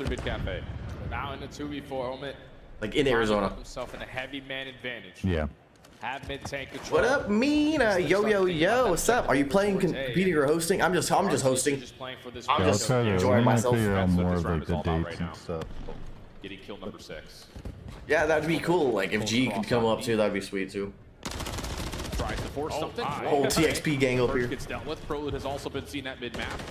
And all of a sudden, Paul can start to make a move around the back. Arceny's also doing the same thing on the other side. What are we doing? 2v4 situation. Now the bomb is down. It's just up to Awakening for a 1v2. Okay, Awakening. Do you have something in the breadbasket? Because this is a round that you were looking for. Finds that kill on the Paul X 1v1 again versus Arceny. But Arceny's has right to the time. And he's read the rotation perfectly. Able to get mid control, no chance for the plant. Are you kidding me? Good job. I mean, we're just distracted because Paul makes an aggressive play. We're just isolated like that. We gotta be shook, brother. Like it's as simple as that. Oh, anyways, how you doing? We've been really good. We've been having a lot of fun. We've been coming up with a new giveaway idea, and I think we're gonna do it. So the next giveaway idea. So we've been doing our public giveaways, which the most recent one we did on a YouTube Shorts was that was really fun. Our YouTube members and subscribers, shout out to our 50 members on YouTube, by the way. It has to be just ball game right here. So we're probably still gonna stick with the 5, but the next one in IRL giveaway, that'd be kind of fun. Like basically just throw a code, maybe a random code. I don't know. But and here comes the we were talking about doing like a gifted subs giveaway. So basically, this is just delaying. Oh my god, I thought it was gonna be cracked out of its mind. He's gonna push oh, Cammy's out. And now a 4v3. Full B side control as well. Get Prelude out of there, it's over. Over towards this bathroom area, watching the overextension. Misread, I said once Raven leaves, I'll go. Oh, we'll take turns. Need to have a great post plant for a flawless 6-0. Not a gift card. So okay. Purge from one side. Oh, fucking Arceny's. So here's kind of what we're looking at, maybe for like gifted subs giveaway. So we were talking about, like, I was asking my buddies about it, like our top 3 giveaway people that do giveaways, like gifted subs. Okay. So you know on Twitch there's on the top that says all-time top gifters. What we're thinking about for like monthly gifters. So the top 3, whoever is in the top 3, I put them in a marbles race and whoever wins it wins a $50 gift card. So far in this search and destroy. That's what we're kind of looking at, like in August. So, like all of August, basically, whoever's like donating or gifting subs, the top 3. So right now, it's Price XP, G Mills, and Crazy Town J on Twitch. So if this was a monthly, like all that those top 3 people would be competing in a race. And marbles, what's it called? Shoot, I forgot the name of it. Marbles on Steam. So like basically, 3 of their marbles would be racing on stream, and they would just compete for a $50 gift card. So one, it'd be super cool because like the more gifted subs we get, the more we can get larger gift cards. And so what I was even thinking, so like if we have, let's say, 50 gifted subs altogether, we could just do like a huge $50 like gift card for future gifted sub giveaways. Another way we could do it is like if we have, say, 100, right? We could do like $100 like a scuff controller, you know. Lord Gaming. Double stacking against Rorsby. I don't know if he was able to so on the cross. Yeah, we'll see. Like we'll see if we could like find like a gift card. Yeah. Right back over to the tank. Purge time is becoming an issue. Decent shots, but it'll probably only be on Twitch because that's how you can see the leaderboards. And yeah, dude, 6-0. Wait, that was 6-0, right? Wasn't paying attention towards the end. Takeover map, and honestly just plays the clock like the absolute pro that he is. That's just unreal performances right there from Lord. Basically the same exact thing that they did in that map number 2. Great in the first blood column, but this time around, Omid Brooklyn, they just look so damn scared on the map. You find early first blood, you take mid-tank control, and we're just waiting for more kills to develop. It just doesn't make sense to me. The objective has to be the main focus. How are we gonna walk away victorious? Yeah, well, that's great. Yeah, so we'll see what we're gonna do. 1-0 for us. Like that's it's gotta just be it, man. They're just making the game so legally we have to have it as a competition. So as like the giveaways, we do 5 a month. So for our Twitch subs and our YouTube members, and yeah, it's just keep it simple. Yeah. And when you're watching Omid Brooklyn, that's not too search and destroy we've been able to see. And it's a lot of individual just trying to get it all figured out legally, you know. Not really team pushes, no crossfires being set up. Like Frollo, you can go out here and go try to get something done because he plays S&D basically every single night. And the same thing could be said for Purge. It's just they're not finding success. And then when they're dropping, you're losing all the map control. Lore are taking full advantage of it. Really good stuff, really clean stuff, especially considering like we talked 6-1 down. Here. Brooklyn, Cammy and Frollo, man, they're falling apart. Just one map throughout. See what the next one is. Bracket. Not the case here though. And that's also off 3 first bloods that Brooklyn are able to follow. The next map is coming immediately afterwards. So again, just that macro focus, it can sometimes be a little bit lost on the Karachi control. They haven't figured out search and destroy on the day, man. Sometimes. And if this goes to game 7, Rio Search. They've been phenomenal in search and destroy, but like we say all the time, COD is so day to day. Might not be. Have some ideas, you know, about some custom alerts? Yeah, so we've been. So, I'll be honest, I've been super behind on like the alerts part of it. Funny enough, it's just I'm having a lot of issues like with the alerts not working. Because I'm like also streaming on YouTube and on Twitch, so there's like a lot of issues just making the calibration of it work. Times, not to put it so plainly, but let's be candid. One good push is all it takes to break open the map. And it feels like with the electricity that both of these two front lines can pull, it really could be anyone's game. And we said before the break, because remember we were discussing on like how the search and destroy would play out ideal for both squads. If it's a blowout, it's demoralizing for the opposing team. If it's a really close game and you feel like you should have won, even worse. But the fact that they lose that one in the 6-1, you got RCD standing out the chair. He knows what the hell is going on. I think Lord Gaming's got it locked. All the momentum on the side of Lord Gaming. Just need a Karachi control to close this one out. And who do you look at here? I mean, from the side of Brooklyn, their first control in the high rise, well composed, much slower. They're running the 4AR setup on high rise. That worked out beautifully to be able to shut Karachi down control, players like so garbage. Who are you looking at here? Are you looking for something similar, or are you looking for the SMGs to just run and take over? Yeah, that's exactly what I'm looking for. I'm looking for Purge to have a big moment here, because that's what 2 back-to-back maps where he really didn't find a lot of success. The previous respawn wasn't the best performance at all. And on a map like Karachi, the SMGs need to be felt because we know people either prefer attacking side or defensive side, more specifically on the attack because of how aggressive you can be. On the YouTube side, we just finished our X Defiance video, so we're gonna try to upload that, so like maybe even tomorrow. So we're gonna knock that out, maybe 6 a.m. upload. So we'll see.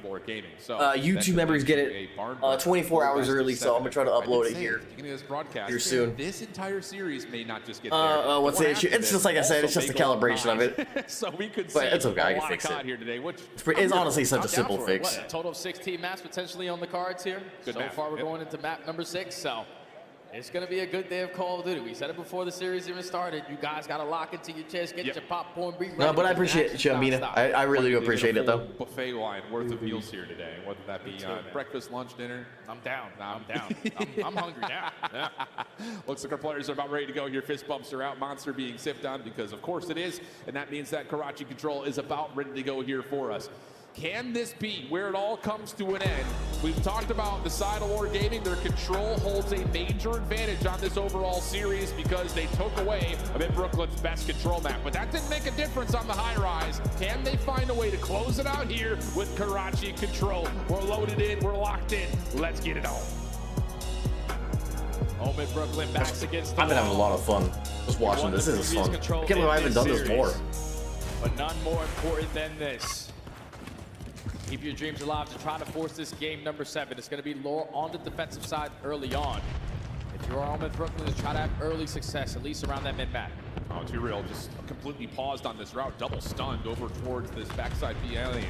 But able to get through barrels and wow, okay, that's only Prelude that finds the kill. So the defense already off to the races. Ooh. Clean shots from Too Real, but Cammy at range to the MCW a touch better. And with that now, Brooklyn have to try to restructure from the market side. Yeah, because you see the positioning out of Yuli. He's just blocking those close red spawns, forcing the overextension to come in from Omen. Oh, the whole team came from mid. That initial kill onto Paulek, so they're already working this overextension.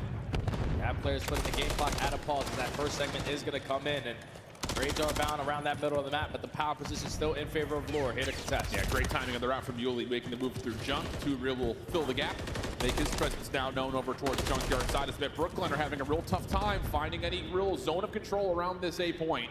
They get Purge on for now. Second tick of progress being worked on. Too Real trying to find timing, but do I say find or force? He's almost trying to force timing, and it works out for the initial. Oh, Too Real. Awakening doesn't make a difference, and RCD clears the point. 2 ticks low locked in. And now you got them trapped again over towards the Coop side, but Too Real, he's not going to stop going forward. It's going to be aggression, even with the oh my God, Too Real is unreal. 5, trying to make it 6. The snap is good enough from Too Real. Cruise missile earned. A little bit of a spawn farm going on here over towards Coop side. SMG now in hand. He could use either weapon, it feels like, to great avail. Cammy stuck. The entire Brooklyn team completely stuck. It's a blender, and Lord Gaming are teeing off here in the opening round. It's only 17 seconds left. Someone is able to put themselves on that A objective, but you still have Too Real. They're contesting behind enemy lines. Finally, Purge is able to get the better of him, and that should allow Omen Brooklyn to extend this time. But a minute and 20 seconds to work with. Already a lot of presence here at Red. And they neutralized the life lead quite considerably. Route from Prelude around the back. He may have a chance to actually sneak through. He's going to force the spawns deep, so every kill a critical one right now if you're Lore's defense, and they do deal with a lot of the pressure. Prelude, can he come around the backside though? He will not do so in concealment as the cruise missile makes at least the last player in RCD aware of this. But look at the spawns. Lore are way out of this. RCD does win the first though, and well, now it's just down to how this hit starts to develop for a bit from the front. Yeah, Too Real did invest that cruise missile there. Only 45 seconds left. It wasn't able to connect onto anyone. Alexis started slow, 2-7. But it might not play a big part here because Open Brooklyn are just swarming their way in towards Cafe. That's 3 dead. Too Real trying to make it happen. He unfortunately is only able to take down 1. Now the stack is going to be here. They got a retake. Done. 2 players on. Could be 3, but Awakening wants to make sure he stops this jump wall play. Paul up top. Good shots towards Cammy. He can't quite finish the kill. You got Yuli on the other side trying to make a little bit of a pinch happen, but this is taking a lot of time. 2 ticks are in. 30 third is on the way. Prolude still holding his life. He's got help nearby in the form of Awakening. Paul trying to contest, shut down. How about this from a Oh, I can't believe Lord choked that. 2 players on. Arsenis gets one from the front, but Purge shuts them down on the cross rotation. 5v4 situation. Cammy gets the final shot, and even though 2Real tees off early, it's Omit Brooklyn to take the round. And Omit Brooklyn just came out swinging, man. The fact that 2Real went on that hot streak behind enemy lines with 17 seconds left, they were able to extend the game clock. And as they were doing that, they already had a lot of presence around that red area. So 2Real was forced to invest that cruise missile. It gets absolutely nothing done. And Lord just way too tight on that retake. Doesn't allow them to work their way back. Try to secure that first defensive round. So even with Omid Brooklyn not looking the best, they still walk away victorious. Unbelievable composure. I mean, you were getting spawn trapped by 2Real at Coop. Somehow you work your way out, and all of a sudden, as Karachi Control often provides, I can't believe Lord choked that. Like 2Real was actually being unreal. Oh, I just can't believe it. You gotta make sure you are controlling the game all the way down. Oh, it's just insane. You are Lord, you gotta block those close red spawns next go around, but now it's time for them on the attack. First segment done here at A. A lot of presence around that mid-map area, and you're also reading the pitches coming in from Omid that you're not expecting to. Captain Price, welcome, sir. How's it going, little bruv? Doing good, man. Hoping to see Arsudes gets another championship title under his belt. But, oh my gosh, Lord Gaming's looking like they look good and then they don't, man. It's unbelievable. But how you doing, man? How's your day going? Straight as he is. How's your morning? How's your afternoon? How's your evening? Purge coming to make sure this B zone gets cleared. Yuli's going to have his hands full because every single player from Omid Brooklyn has decided to chalk up that 8 point. Oh my god, the whole team's there. Pressure at B. You locate onto Yuli, Archie's 4 HP, and a dream. He is also going to fall. Now, Paul X, can you find a couple more kills? Because that time has been extended. Paul X has been quiet in this series, or this match so far. Lord Gaming, keep these close spawns and keep the pressure up to force Omid Brooklyn to have to be very strong-handed on this defensive setup. Pressured out is Prolude. Next one up would be Cammy. Purge trying to jump the ball to get here. Whoa, oh, he switched weapons. Swaps the pistol too soon. Either way, it doesn't work out. And with that, Omid Brooklyn holds strong and now can make their move up defensively. Yeah, that's 3 damage. Dang, Awakening with the triple. To block these close red spawns because Lore are more than happy to be trading in this scenario. To know that their spawns are a lot closer, yours a lot deeper, and you're also having to jump over a dumpster. So, Prolu, the rest of the guys on the side of Omid Brooklyn trying to contest over towards red. 1-for-1 trade still holding. Now Prolu still locking things down over towards lights. Stun is out. Yuli able to at least find the aim trade, assist looked like it took over. A convincing defense from Omid Brooklyn. 3 life advantage. They continue to just funnel players into this bottom side office. Awakening able to catch his breath over towards the backside at Boston. Omid Brooklyn's defense continues to hold strong, and Lore just continuing to flood from the front every time. Yeah, that's exactly what you can't do if you're Lore, because obviously the trades aren't going your way, so someone has to decide to hit a route. And it turns out it's going to be their main AR on the roster in Arsudes. Already putting himself in position for the backside of Yellow Alley. He's just hoping that his teammates from the front end could get a couple just kills, but everybody getting caught. That's what it is. A rock and a hard place. Lore just cannot clean out this front red position. And maybe it's just too much of this bullheaded, we're just going to keep hitting it, keep hitting it, keep hitting it. We know we're all sorry back up. Have you seen any of them? I have not. And all of a sudden, but I gotta say, Makarov has been nasty, man. I'm excited. I'm excited with the Modern Warfare 4 he does. Now it's just out of getting out of the zone. And it's Prolude again, starting off in the engagement. Can he find a double? No, he's only able to take down one, but that's where you have Cammy and Purge set up properly on those crossfires to keep them at bay. With only 10 seconds left, Lord's last push. Yeah, and good save there from 2Real. Paul was dead to rights, but time is becoming an issue. You have to force the point now, and Prolude from in the interior, able to find a couple. Arsudes double, at least allows the point to be contested a little while longer. But they're going to take it to game 7. They're going to take this to game 7. Full advantage now. Hey, yo, what's that? What do you mean? See Purge letting the boys know. Right here. Bravo 6 going dark. I'll see you soon, Captain. Seconds, but on a map like Karachi, those tend to be thrown out the window. Yeah. Thanks for the follow, Captain. Let's hope to see you soon. Do a lot of giveaways here. Hope to see you real soon, Captain.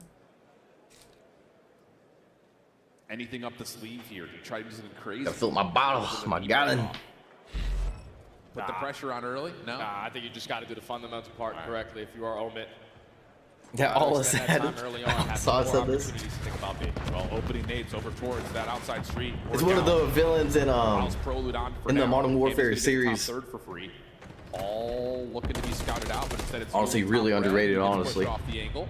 First tick of progress is going to be left, at least for now. Looking for kills are a bit Brooklyn, and they do find a couple, but it's not enough for them to do too much in terms of dominating the rotation to be if they want it. So again, devices and eyes back over towards A. And that's a big kill from Awakening. The Rat Pack and play for that player pushing out towards Jump, because now you're forcing Lord to take. Should I ban him? No, you're good. No, you're fine. So you're splitting the defensive look. Second segment about to be complete. No, it's from Call of Duty. You're good. Now you're gonna have 2 minutes to work with. 3 segments at I'll ban somebody. Setting up their line of scrimmage for this defense kind of right down through the No, you're good. You're good. Junkyard control, and you have 2 real watching the potential flank spawn. Banji. That will work out for an opening kill. Lots of time ban him for like all the kills turning out 30 hours. Purge not able to slip away. Give me mod on both. One kind of mid kill over to at least keep a little bit of pressure open for Brooklyn, but the problem here is they need to get some red control. They're rallying the troops, so all attack the proper angle. You find the first kill onto Arcades. Now, if you are lower, you got to play your corners. You cannot afford to drop at the same time. They find that second kill onto Yuli. It's time to go if you're open. Do they have an idea of where Two-Real's playing? He's trying to stay behind the play.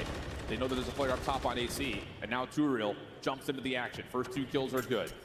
Purge. Can he stay covered over towards the jump ball? No. Instead, he gets stunned out. RCD finds the kill, and now Lord Gaming put together a solid defensive setup. And they're already pushing out towards red, making this a lot more difficult now for Omen Brooklyn. Think about actually, do you want moderator or VIP? What do you want? Minute still to fight for. Doesn't matter. I got you, baby. I got you. You're currently up by 1 life, and all the got you as well. I got you. Omen just trying to find an opening. Yay. Tough fight here for Paul. Lots of Omen Brooklyn members right in front of him. He's on the YouTube side. But they're still around here for Brooklyn to stop the clock and get some work done on this first tick. And this is going to fall into the hands of Two-Real. What can he get done on this pinch? You see that on your mini map. Pro Luke sort of has an idea that he's ready for this gunfight to come on in, but he has that AR in hand, runs out of ammo. Two-Real, it's your turn to strike. Can you find this kill? Yes, he does. But channel points, man. I know. I've been talking to Price about how to like set that up. Front side bus. Scouted out, dealt with. More Gaming. 30 seconds. I've been like really loving like what he does. Coming to the middle of the map. Yuli trying to set himself up for some sort of like the what's that called? It's the bottom offense. Hit on the way here for TTS? No, not the TTS though. The rizzing one. Like the rizzing monkey he has. I love that channel point. Able to find one and things can stay mixing. Two-Real's dancing. He's dancing. Able to maneuver his way around that cafe for that second kill. Okay, got banned a few years ago. Oh yeah. What'd you do? What's the difference between mod and VIP? So VIP is just as simple as it says. It's just being a VIP in the channel. But you have to choose between being a mod or a VIP. Basically, a VIP is just someone who comes into the stream often. A mod is basically who just moderates the chat. But funny enough, on Twitch you can't do both, so it's like it's okay. I got banned. Yeah, mod is good. Yeah, exactly. On what side of the map that they want, of course. Account got banned, but what did you do, Price? What'd you do? That's what I'm really wondering about, because they were really. What'd you do, Cap? Yeah, and if you're lower, you can't commit to continuously try to play for those trades all the time. I'll ban someone right now. Next person who says "Let's go Optic." You can't ban them. You can't ban. I'll say let's go Optic because green wall, baby. Let's get that green wall, baby. Be here after this. This series will be sweet. First second is getting complete. Good timing from Arcades. He takes care of Purge, who is meant to deny the contestants on the zone itself. Two-Real forces the gunfight. Just a little bit of timing, able to finesse on the Cammy. Now Yuli can make the move through mid. I just can't believe Lord Gaming is choking this series though. I hope Two-Real's gonna take over right now. But like, look at Yuli, 11 and 22, 0.5 KD right now. Now Yuli from the top side of AC is able to find that kill, but I'm thinking you gotta take. We got hacked. Oh, that sucks, Price. You were able to extend the time. You just need to put yourself in a better position to think about that objective. Purge is in position. Yeah, that's rough. Defensively, he's over towards the like your email got hacked and everything too. That's rough. Has an idea that Two-Real's nearby and deals with him as well with the pistol. Clean shots from Purge. And here we go again. Amid Brooklyn dominating front side red. You can already see the difference in the game plan from Lore. You're swanning over towards Coop. You're forcing yourself to work this overextension. But Purge is continuously hitting that go button. Almost a snap good enough to take down Paul, but eventually he is going to drop. Cammy's been a dog in this series too. Around that mid-map area. I mean, here comes the re-wrap back from Arcades. Cammy slipping in the bottom red. Oh, too real. He's taking over. Let him take over. Here we go. Now we have an opportunity for Lord Gaming to get on the racehorse and make their way over towards B. The only one really watching the cross right now is Purge, but with a little bit of extra help, making their way over the jump ball, he can get to work again, being a nuisance in the back. Yeah, this is what Purge is ready to do. Pops that dead silence, should be able to come up behind a couple players, but thankfully his teammates have already taken care of business. It's almost a minute wiped off the game clock. Lord currently down by 2 lives, still trying to work this overextension. All the SMGs just dominating on this red area, being so damn annoying to play. Moves like that is like what kills the game. Is that they do get one player to spawn close, but Purge is actually right behind the spawner. Trade is decent, but again, extra time now off the clock. A bit Brooklyn locking things down through mid. Lord Gaming trying to get a setup, and now Awakening's in your back line. Only gets one. Just down to, can you find anything else in your war from the front? No, Prolude able to get his forward. And now you get these close red spawns, so you don't really have enough time now to work this overextension. Unfortunately, Paulex gets that team kill onto Luli, but you find that kill onto Prolude. And you find a couple more. Potentially open up this play, because with only 30 seconds left, oh my God. 2 more good pushes at this. Purge blocking again. Hit over towards the backside, desperate in nature, doesn't work out in Purge. Little turnover towards Arcades with the pistol. And again, Lord Gaming just spawning so far away. A bit Brooklyn can feel a game 7, which is one more good stop. Prolude has to back off in a little bit of trouble, but at least gets a trophy system down. 10 seconds. You just do that with have to find success from the front right here, right now through Lord Gaming, but everything's being watched. All dealt with, at least Too Real also meets the same fate, and we've got 7 maps from Challengers Grand Finals coming to the main stage. GIFs or like just normal images. Just fantastic plays right there. Brooklyn on the defensive side. Prolude and Purge having a field day roaming around red, popping their dead silence, jumping off the balcony, flanking for a couple of kills, just making the game super difficult for Lord, thinking that, all right, we got a kill, but instantly as soon as I think Price said he used like a specific website. Yeah, there's a Brooklyn, and I thought it was going to be a very slow start for them in this map, but that is instantly forgetting about the search and destroy. Yeah. Beautiful bounce back now to force game 7. It's almost the exact same thing on High Rise, where we're not forcing plays to happen if you're at Brooklyn. We're getting opportunities and we're taking them when they provide at least a chance to make some plays happen. Okay, largely speaking, like don't get me wrong, the first round for Karachi Control, they had it. Too Real was like, oh my god, he was like going on like a 3.0 KD. He was at like an 8 kills. Into the blender. And he just chokes. Wasn't the recipe for This man chokes. Because obviously if the gunfights go your way, it's so that's rough. exactly what you want to do. But when they're not going your way, someone has to put themselves in a position to hit a kind of route. I just can't believe that Lord Gaming is going to choke like that. But Rio Surge though, this is it. End of challenges right here. Maneuver their way, trying to finesse, jumping over that backside of the man, I gotta say, I love Rio Surge. Any of those opportunities. So Omid Brooklyn clutch up. Now we're going to distance, man. A Rio Search and Destroy. Lord Gaming have looked great in the search thus far, but, and maybe it is a little bit of a caveat, last time that these two teams played, this was the map 2, and it went to 10. Lord Gaming was able to win 6-4. Who knows? Feels like we may have 11 rounds worth of search coming our way based on how these two teams I gotta say, thank you so much for a huge turnout on YouTube and Twitch.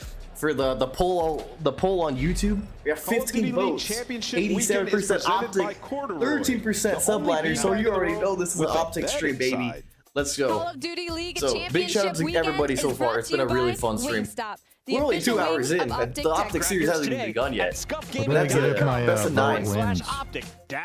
Say again? And you could be one of the lucky few to unbox the gold controller. You get a high five. I went against Optic for this one. No, I think Optic is. Oh, you wait. Would you vote? Would you vote? Oh, you voted Subliners. Oh, dude, I think this is gonna be a really fun series. I've been saying it all stream. I think Dashy is the main key on this series, especially him being a free agent. I think this is a big, really big moment for Dashy. And Pred. Dashy's a free agent? Yeah, after this season. So, phase Dashy? Question mark?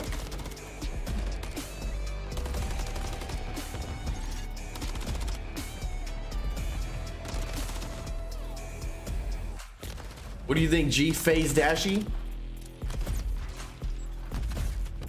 I think it's gonna be FaZe Raven XP. Woo! Trying out right now.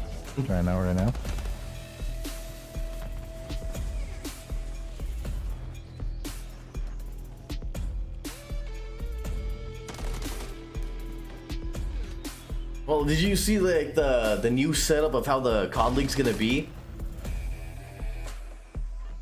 With I don't even know how it really works. But you don't have to pay $20 million to be in it this time. The reason I didn't respond to you on Discord is that I don't take credit for a specific project. I understand there might be some confusion, but I want to go for it. Oh, that's okay. I'm Ultra. I'm reaching out to Dan Ghosty. What about Dashy though? What about Dashy? Well, I mean, dude. I don't know, man. I mean, I saw something on Twitter where it's like somebody was like, "Oh, FaZe Scrappy would be a really good one instead of Ultra." It could be a gift card though. We'll see. We'll talk on Discord, Mina.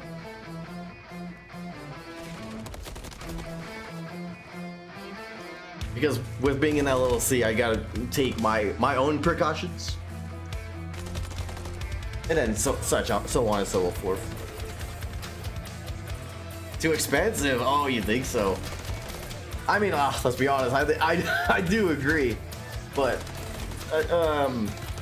gee, how does the new COD system work for like the new season? Because they said that it was gonna kind of go back to like the old version. Damn, it would be like $5. Honestly, you're not lying. Dude, where did Ghosty play last year? That was Optic, right? For Vanguard?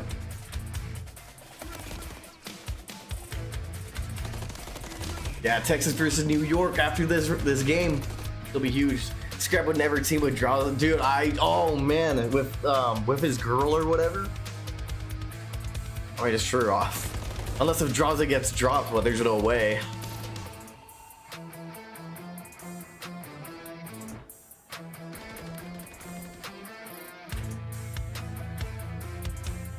Real, just more team, hopefully more teams or tournaments. Dude, I'm like, don't get me wrong. I would love to see the COD League be a little longer because it's just like, dude, it's just, don't get me wrong. There's only like 4 majors this year, and then there's a championship for the 5th. They even said that a 5th major was gonna happen, and it just never worked out. Like, I'm just saying, more tournaments mean more money. I mean, like, look at the stadium. Look at everybody there. Absolute thrilling best of 7 series at this point. Lots of you're telling me that they can't be profitable if they had more tournaments? Dude, I'm just saying, like, I wish they did it like kind of like the NFL. Like, yeah, like a longer season would be awesome. And that's why, like, I wish they went bi-yearly, because it's like, at least if it's bi-yearly, they could be like, okay, the off season would be like in between, like there would be a real season, like they could make a real season if it was bi-yearly. We've already beaten them once, we have to do it again. And the interesting thing about that storyline, we took a moment to go back, re-look at the scoreboard from when they played last time. I don't know. Look, I mean, I'm just somebody with too much optimism, obviously. Oh yeah, what was it? 5 first? I mean, I'll get you as a moderator over here too. 14-7 performance out of 2 real. Not really the best for Purge, and you know, on a map like Rio. Yeah, FaZe Ghosty though. I say it all the time. They need to be felt. And I think the thing about this is it, baby. Let's see the challengers, baby. In the past, especially from the season 3 of the Elite, they love their smoke retakes top side. I'm really hoping RC's really turns it up here, though. Maybe was there something learned about what that crossing angle that Joe Deceive showed us yesterday? That could change how things are set up completely. So far, all in Brooklyn, they have learned at least off their mistakes off the respawns. Facts. 2 maps that they played, the Rio Hardpoint, they get redemption there. The High Rise Control, they get redemption there. So since you already have a rep underneath your belt on this Rio Search and Destroy versus this squad, you should be a lot more prepared than the first go around. You see Ricky Atura letting the boys know. Rio Search though, here we go. Rip the FaZe trio, dude. I love the BZ. Like we went against a BZ in Rio once. A BZ cell. That was a cool. That was a cool time. Just to take some value away from what we're seeing in these player camps. Purge is really leading But, a lot of these yeah, conversations. honestly, I still think Abizi's a really good sub. I can't believe they would follow up in this way or I think they should keep the quad together. Like, don't get me wrong, I think they should keep the quad together. Like, Abizi's a dog, draws us a dog. Challengers Like, Grand Finals. This feels again like a CDL matchup between these two squads. Just comes down to whose prep is better. But like, what are you gonna do? You know, who wants it more? I mean, but I can totally see. But this one is I don't know. I just don't know what FaZe is gonna do. Being your Challengers champions in the Modern Warfare 3 season. But I know one thing: Miami Heretics are winning it all next year. Set the tone early on, Kidding. like they've been able No, we're to not. do previously. We suck ass. Two search and destroys throughout this series. It's playing a little bit too slate. You gotta be loose. They are going to be a team early on the attacking side. No trophy systems to work with. They're going to be doing a 2-2 split setup. Oh, this is This is aggressive, Jesus. I mean, that's day one. Arcities just locks down the lane, has a freebie. We're just throwing. Hello. Not in a position to find any sort of shots on the flip was awakening, and now you're in an early 3v4. You don't really have an opportunity to even get this bomb even close to planting, you think? Yeah, that's just a risk that's not worth taking. Whoa. But thankfully, Too Real blesses you with one of your own. Makes it a 3v3. Bomb carrier and Prolude. Just going back and forth.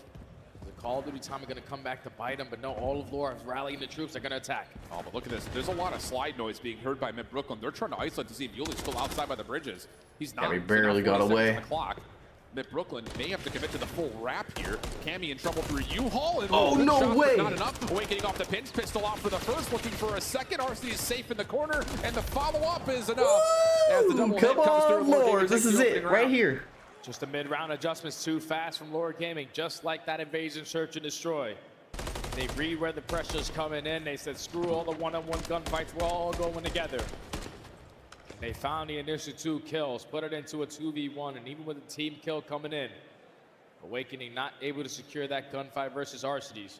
Lore Gaming, take the first. That was just a weird opening break-off. Like, didn't look like there were nades thrown over to Arcities' directions. It was just Come on, Lord. Come on, Arcities. Let's get that title, baby. Get that title. Not allow the team to know where you're attacking. So if you invest those stuns in the nades, they're going to realize that the pressure's going to go over towards that bridge area.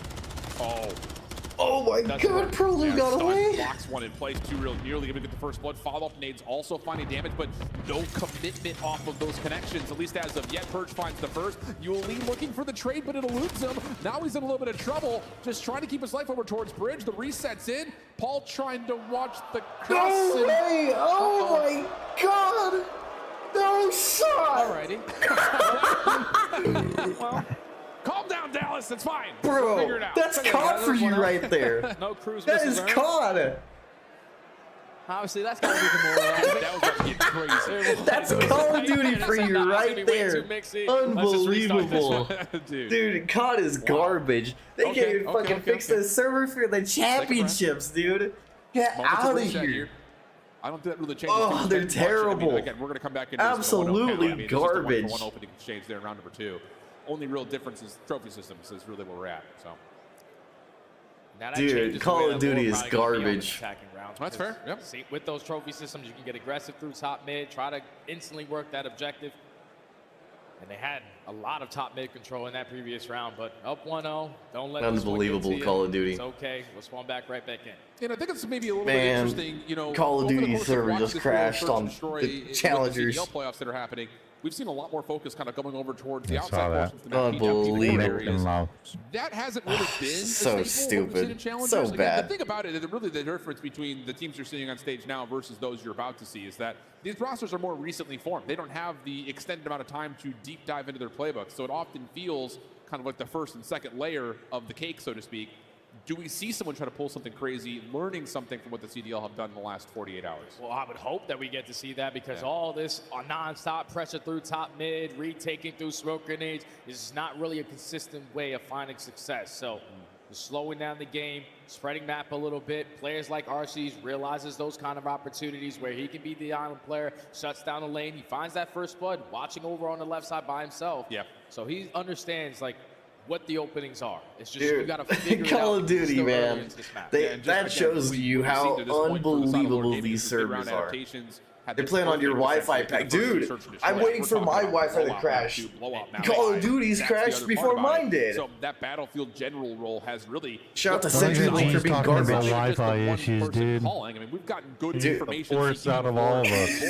And I don't even have a job. Because you don't often get that information until it's in your face on Rio. Man. Yeah, because that's a map like Rio. That information instantly comes on. Terrible. So, Call of Duty sucks. Use that to the best of your ability. When's G getting on? G, get on. So just wait for the reset to come in.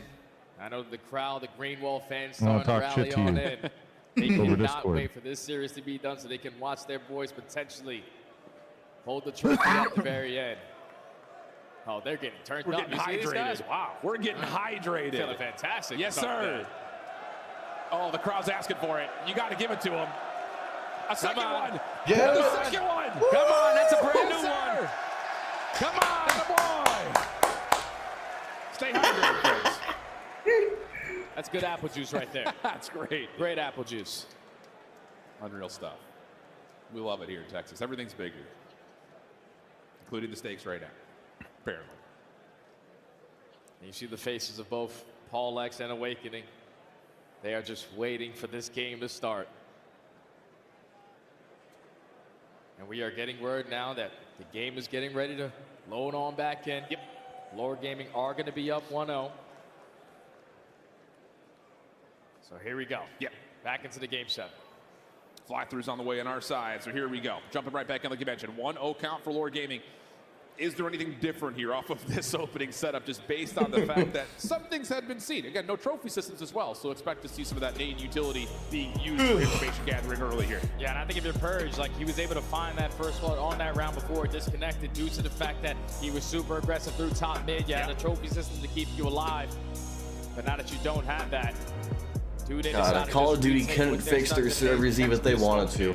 Billion-dollar company, multi-billion-dollar company. This is round 2. Holy. We'll keep you, of course, verbally updated on the current score, which is round 2. Up 1-0 off of their opening defense. A little bit of focus here over towards the A side early, just trying to see if there's anyone trying to play a bit more aggressively on the defensive side. Cammy is at least in the area, but looking a bit Brooklyn, they say no one's up towards mid. We'll take that. Thank you very much. The double hit comes out, and first blood's good onto the bomb carrier. That's beautiful teamwork right there out of the SMG duo for that first blood, and now it's going to keep everyone from lore being aware of this Swan, but why is that necessary out of Purge? Instantly makes it a 3v3, and at least Polak finds one before dropping. And the bomb is collected, and they can re-rec this back out. They know the last 2 players are over towards A, so Yuli surely just hops this. Yep, indeed the case. Yeah, Purge is in a great spot just to make sure no one rotates back into B, but now you got a 2v2 post plant, and Lower Gaming kind of hold the edge here. 40 seconds to go. Cammy and Proloop using the buddy system to clear out over towards bridge, but Arcides, if he catches the timing, should be able to gain the info. But he's not going to peek, and it might work out. Oh, now he sees the gun of Proloop. First one's good. Cammy quick on the trade, though. 22 seconds on the clock. Yuli still holding his ground. Look at that beautiful head glitch. Completely unknown in terms of Cammy's pursuit, and this is just taking way too much time. Cammy has to make a play to get to the bomb. Yuli throws the first shoulder. He'll wait for 7.5, and he will confirm the round. 2 easy win. We'll go Lower Gaming. Easy round. Just beautifully played right there out of Lore. But you got to be happy as hell when you're gifted freebies. Like the fact that Purge puts himself in that position to find that first blood and just, I guess, gets impatient to try to sneak his way out through that B street. Gives the kill to Arcides. You make it a 3v3, and somehow, some way in a 3v1, Paul X finds one before dropping. You gained all the info, you put the bomb down, you play the clock to perfection if you're Yuli. 2-0 Lore. Those are absolutely the 2 calls. It's just, again, Purge is in a perfect spot. I'll be honest, I really don't know who's going to win this series. Is just trying to force I don't know. It's been so... back over to their defense. Last time we were it's here, just been so tight so far. The backside at bridge. Not going to happen this time as Focus once again kind of comes over towards it. There's a double stack of defense here, though. Paul's the one taking pot shots here and there, but Yuli's the one. So they did award Lower Gaming with a win for the first round, so it's still 2-0. That's why it looks all weird. On their... You know that Yuli's sitting in towards the garage. Oh my god, they have the bomb down! Oh my god! Nades are still out. 2 real can hit off the pinch from boxes. And a bit Brooklyn are in the blender. Oh my Yuli god! Is good. And it's an absolute lightning fast 3-0 round. How the hell did these guys go 8-1 Dude, this weekend? I don't know. They have their fucking bomb carrier rushing in? Abysmal. What are they doing? We are isolating the player. We're just playing into plays that we have no information on. And when you're getting picked off, like you said, did he just not know he had bomb? No what happened? 3-0 Lore. Well, the thing too about this is all of the offensive utility is thrown onto the corner behind the forklift. There's nothing left for box. There's nothing left for the side of garage. We're just hoping we get good timings. That's just not going to work with how Lore are playing their defense. So now if you're home at Brooklyn, you got to try to figure out something. The aggression has played a big part, at least early on, for that first blood, but got to realize how to hit that pause button. It's just getting a fill out if you are Lore. You're gaining info onto Purge, just backing him down. Eventually, you will take top mid. Yeah, 2 real stun. Does confirm no one else is still lingering over towards U-Haul, at least for a time, but he gets naded back, so everything kind of resets. Semtex. Oh, I thought he stuck him. Purge on the cross, MCW in hand. In a little bit of trouble. Both players give up the site here for a moment, just trying to play a bit of a reset as now all of a sudden Lore can make their move on. Now, curious to see if only Brooklyn have any attacks to try to retake this site, because that bomb is going to be planted. You gain the info. You are Paulex over towards this water street, but 40 seconds to go. A couple of tags from Purge, but not enough to get anything done in terms of damage overall. Yuli playing the close contact up close on the U-Haul, but no. Oh man, the beta switch. For the first, looking for more, almost able to shut down ProLoop, but not gonna happen. Just down to Arcades for the 1v3 situation. Tons of time here. He's gonna make this play happen and make it happen quickly. ProLoop on the hop. Does he get the timing? Finds the kill, steps away. Not fully though. Awakening's pistol too good and enough time to get the defuse. And there you go, some teamwork right there to home mid Brooklyn on that retake. Send every single player through top mid. You find the trade onto 2 real. Then you realize that there's no more pressure here from Lore. They have to be watching it from certain angles. You sniff out the first, and then RCD's left in the 1v3. Even after finding that kill, you're just in a position to instantly play that trade. So home at Brooklyn finally put 1 on the board, down 3-1. And just a good moment of just, again, building back up some defensive pressure, not just allowing things to happen freely. The question for me is, what do we get going on offense? Because the first 2 looks we've had have not been particularly great. I'm not going to lie, I'm instantly sending in Purge to go plant that damn bomb. I think that's fair. There's no maneuver Well, I gotta pee, bro. Back them down from top mid and instantly put that bomb down. Well, tons of nade focus over to where normally Arcades would be playing. He's not here this time.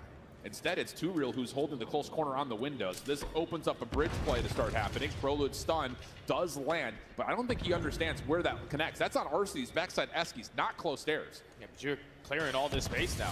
Oh, that was like a triple nade. No, because when you make that decision, it's now Lore's opportunity to make those quick mid-round adjustments. They take mid right on back, home in Brooklyn, forced to rotate. Just plain retake utility. The Semtexes are absolutely zoned correctly, and now all of B has gone back in favor of the defense. Paul playing shoulder contact over towards the A site, which is weird. The transition has to happen. Paul almost overstays his welcome, but at least confirms that the defense needs to rotate over to deal with this. They realize Cammy's watching that angle. Look at this route being hit from 2 real. Purge is able to hold down that angle for that first blood. Awakening strikes for the second. Julie doesn't even have grenades either. Last 2 players from Lore stacked over towards this box's area. Yeah, you 25 seconds. Absolutely none. Cammy just over the top of the car. No worries there. Clean shots, clean angle. Yuli, last one left for the 1v4. He's got Purge in his sights. Oh, that's just MCW. The shots and good transition there for Mid Brooklyn to get back to back round. Beautiful mid-round adjustment right there at a Omen. I thought that they were going to commit on that top mid B push, but once they realized that all those tons of nades are coming in, they hit that rotation. You back down the player because I thought Arcades, he was sort of on a route. He was playing around Eski's area. I thought he was going to back down to try to assist Paulex, realizing that that's where the play was going to come in. But once they cross right in front of Paulex around that box's area, they have full sight control.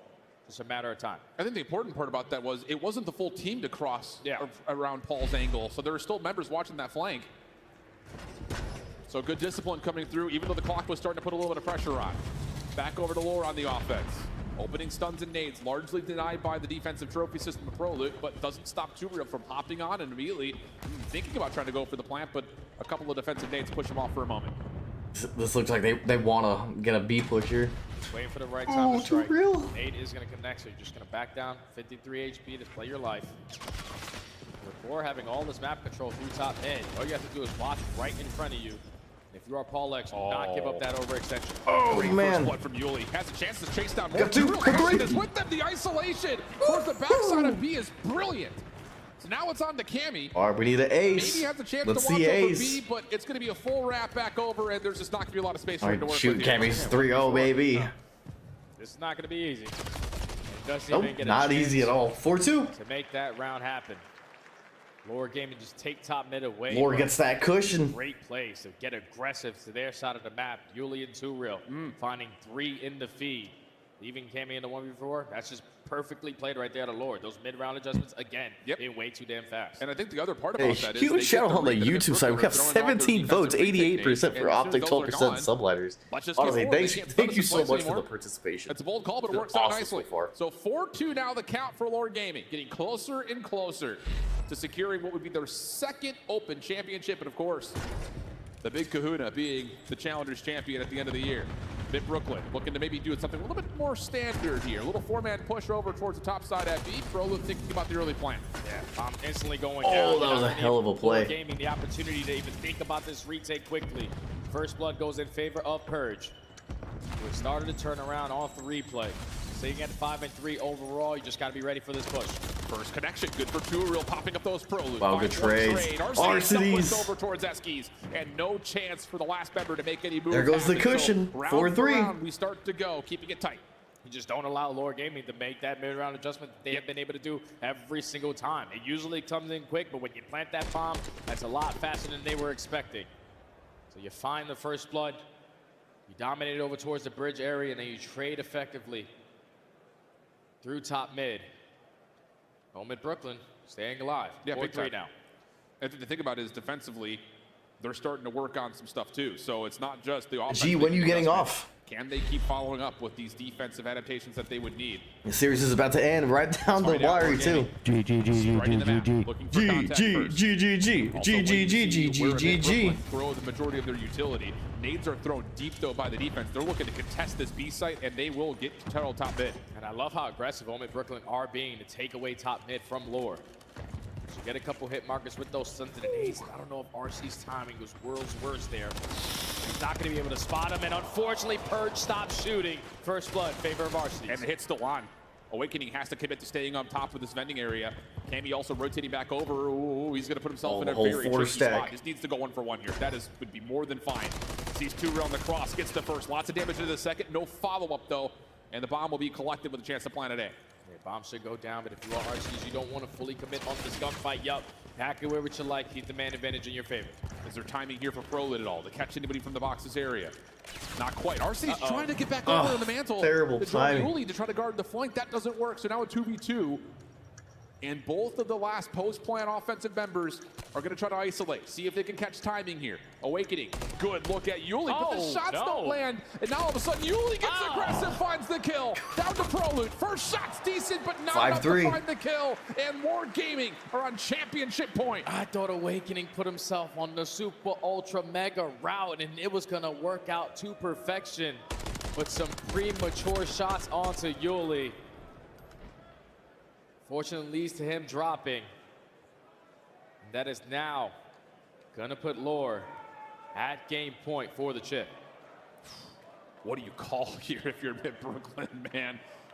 Have to win 2 in a row. You've gotten a lot of success, I think, with just the standard. This is it. In one spot, Let's see what Lore got. Set that up again. Yeah, I think you got to go with the aggression. Do not allow Lore Gaming to make those quick mid-round adjustments.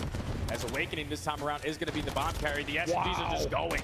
This is an unreal play call. The subbies. Just get forward if you're the subs. It works out for first blood, and they're not stopping here, at least initially. Lots of defensive retake dates on the way. They do land. Purge gets taken down, so now we get a 3v3. 3v3 now. Oh man, I think you just get excited when if you're Lore right here. I think you just get excited. Mistakes. You have Awakening still with that bomb in hand, taking a lot of ground over towards. I don't think Prolud needs to push that far in. That objective, you have to start thinking about it. Oh the opposing way, the flank is developing. Trades are decent, but this is going to spread the defenders out. One on one side, one on the other. Arcitys reconsidering his position. Going to try to join up with Paul. I mean, this is all about do they catch good timing on these crosses. Cammy playing at boxes. Awakening commits. Should be a post plan. He's playing on the front side of bomb too, so yeah, it's going to be a lot more difficult now for Lore, but Arcitys should have at least spotted Awakening on the exit. 2v2. Where did Cammy go? Oh no! Now it's just down to Cammy. Has to be a 1v2. Arcity's going to play this alongside Paul. They're making sure there's no late wrap. Now it's just down to can they isolate. Here's the first cross. Clean shots. Oh, and Cammy will for the win. How about it? Lord Gaming not surprised. In every single grand finals, but it's this version of the roster that are champions at the end of the season. And that is the perfect definition of S&D wins you championships. You come out in this best of 7 versus a squad who were outstanding all weekend long in S&D until today. 8-1 overall, now make it 8-4. Lord Gaming, way too strong in the mid-round. All right, green wall time. Game plan worked out to perfection. And when they needed to slow the game down, pick them apart. That's why you got a 2-time world champion to guide you through it. Unbelievable stuff. What a season it's been for the Lord Gaming but cheer for the subliners. Like we said, they made it to every single yeah, there you go. Reverse psychology. Yep. Able to pull off the major reverse sweep of FaZe Black. Huge brain, huge brain. Come up short in the first and the third, but here a new opponent on the other side of the bright lights, and they clean up in 7. That is insane, man. All season long throughout challenges, he was either FaZe Black or Lord Gaming that walked away victorious on land. And even though we go all the way down to the wire, stories for these young men, the way that they were able to battle from start to finish of this series, now to give you more confidence for them. Gosh, that was fun to watch though. Holy. And even better into the next season. What an unreal season it's been. Lord Gaming, your challengers champion to the Modern Warfare 3 season, and a chance to possibly do more later in the year. But Blaze on the stage for our championship reactions with Lord Gaming. Thank you so much, Texas. Make some noise for your COD Challengers champions, Lord Gaming. Man, what a time to be alive here. Paul, how does it feel to be able to come away with this victory on this stage in front of all these fans? It's the best feeling I've felt in a hot minute. Obviously, I haven't been in the league this year, so it's been kind of hard. But I'm just glad I'm able to be back on the stage and show that I feel like last year wasn't a real representation of myself. And I feel like I'm back, and I feel like people need to know that. And hopefully they do now. And I think they definitely do now, okay? And it's not over for you guys just yet, okay? You guys still get a chance to go to EWC and play with the best. I know you're excited for that one and show them what you can do. Yeah, obviously even going to Saudi sounds unreal. Like I didn't think I'd ever do that in my life, so I'm just glad we were able to qualify with this team because I love each and every one of these guys. Awesome. Pass the mic on over to you, Lee. What's going on, man? My man, how does it feel to get a championship on this stage? It feels so fucking good. I got family watching back home. It's exciting, man. They've supported me so much, and I'm glad we could do this. Awesome, awesome. Pass the mic on over to Coach Rick, but before I do that, I just want to talk to Alec real quick, man. How does it feel to be back on top, but not even just that, be able to still go take down some of these top teams this year in this game? Don't call them top teams, bro. Bro, Challengers is ass. Those guys are ass, bro. I want to get back in the league and run shit again. That's what I'm talking about. You about to go play those guys at EWC. I want this shit again, bro. Definitely going to get it. Now, what do you want to see? 2.5 world champion. 2.5 from Get Arcities. Championship right there, okay? And you got a chance to make it 3.5 as well, okay? No. Anything you want to say to the fans? I mean, bro, nah. I'm sorry for the last couple of years, but this is different now. I'm back. Yeah. Let's go, Arcities. I'm hyped to see him back. Talk to me about what this means for you. Means for me, I mean, I'm just excited to be back on the main stage for the Esports World Cup, and that's all. There you go, okay? Awesome, awesome. And lastly, Coach, wait, talk to me about how proud you are. Yeah, that was Arcities. How far they've come and where you guys are about to go. Didn't he start honestly, coming to this event, I feel like we, had yeah, and then they dropped them like after like the second major. And we showed out and honestly showed who we really are. And he basically he was in Seattle, right? Give him a congratulations, everybody. Yeah, I think he was. Yeah, it was Seattle because he. I think for Modern Warfare 2, he was with the Gorillas. Like he's basically been bouncing around, and then he got just got dropped from the league. Make some noise for Lord Gaming. Good. Yeah, throw that shit away, Arcities. Throw that shit away. Thank you so much, bro. I appreciate it. Wow. Congratulations, guys. Congratulations. All right, we have now crowned our COD Challengers champions. But folks, it's not over yet. When we come back, the final act, the grand finals, comes up next. We use the bathroom before this starts. We'll try to find out where G is. I know he's been wanting to watch this too.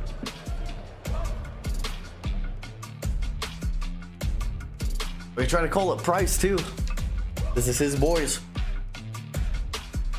Yeah. Price did a fucking long ass stream yesterday, and he's probably dead. Dude, he did it was like 32 hours? Well, how long was it? It was crazy. Dude, that guy's insane. All right, I'll be right back. Use the bathroom.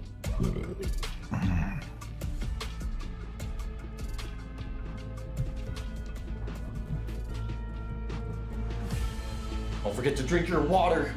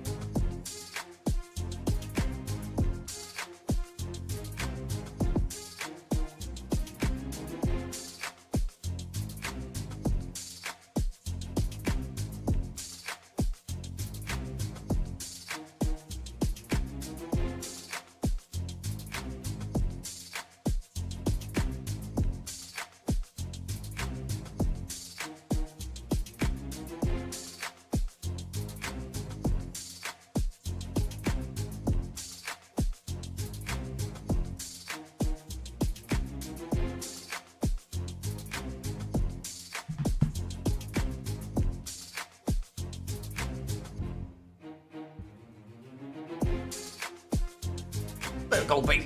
Let's go.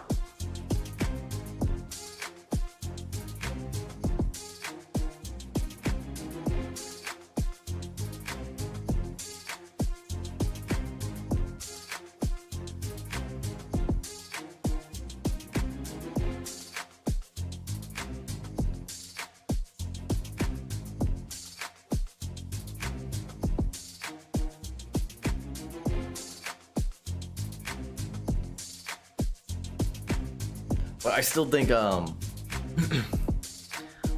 what do you think? What do you think that the series is gonna be? I think it's gonna be It's best of 9, by the way. best of 9. Yeah. I think it'd be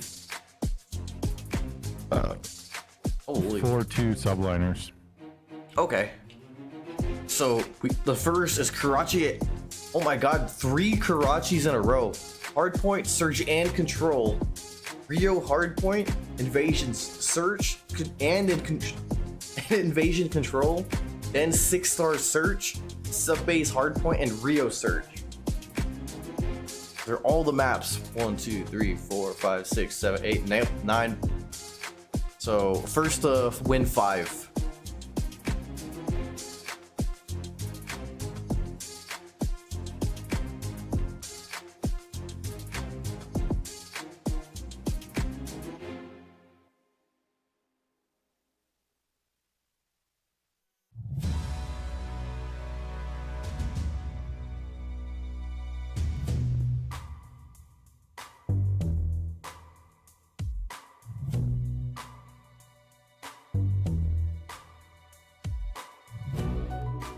S&D, Texas, your band. High rise. So we got some behind the scenes. Sug my newts. What are your newts? Where are they? So we got a 3-minute video of Optic basically banning their maps and stuff.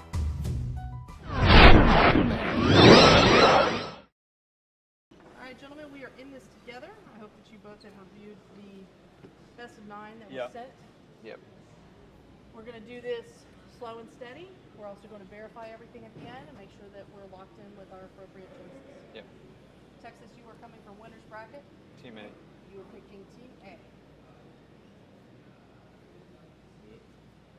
All right, that means Texas, kick us off with a ban for hardpoint. Vista. Vista is out. 6-star. 6-star. 6-star is out. Texas, this is a pick for map 1. Karachi. Karachi is P2. on map 1. P2 side for Karachi is Defenders. Rio. Rio will be our map 4. Side choice for Rio. P3. P3 side, that is Defenders also. Our remaining map is Subbase. In Texas, you have the side choice for Subbase. We'll take P2, P4 side. That is Defenders. All right, moving to S&D. Texas, your band. High rise. High rise is out. New Karachi. York. Karachi is a pick. Correct. All right. Texas, attack or defend on Karachi? Attack defend. JB. Oh, no.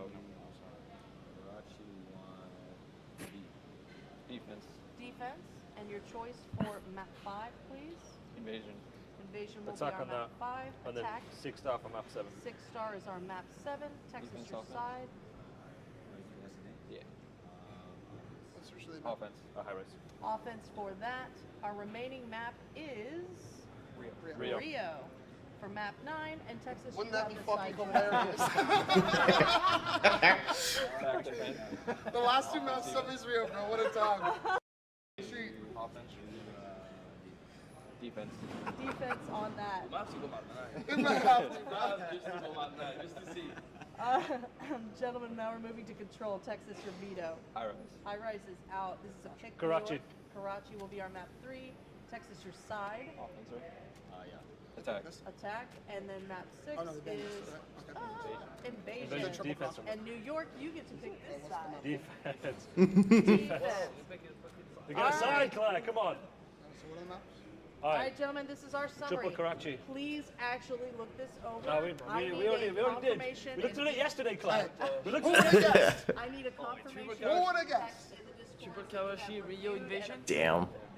In the Discord. Don't worry, Clyde. Don't worry. We looked at it yesterday. All right. Holy. All right, gentlemen, we are in this together. I hope that you both have.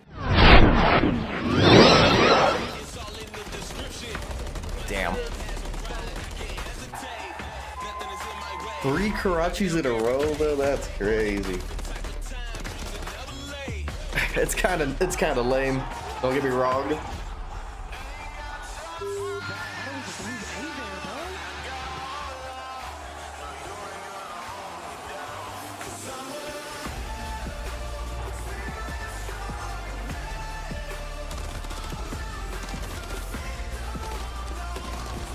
Damn. We got 3 Karachis in a row. Shoot, what was it? Hardpoint, Search, and Control in that order. What the hell? What is the COD League doing? They can't even like randomize it, dude. What the hell? But then Rio Hardpoint, Rio Search, and this is a 9 game series. So it looks like first 5 out of 9, yeah. 4 out of 7, so 5 out of 9. So the first 5 guaranteed maps, Karachis, Real Hardpoint, and Invasion Search are all guaranteed. After that, Control Invasion, 6-star Search, Sub-Base Hardpoint, and Rio Search. And honestly, I don't think people want to end up in that Sub-Base Hardpoint. No way. I've seen a bunch of teams ban that Sub-Base Hardpoint. I mean, who wants to play Sub-Base?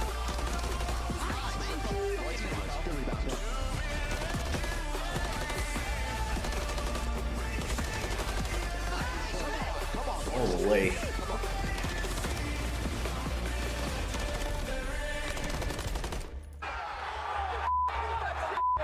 Yeah, Raven, are you still there? Yeah. Dude, 3 Karachis, bullshit. I hate it already. Hate the series. I was looking at it, my mom texted me saying that Biden dropped out of the race. I did see that.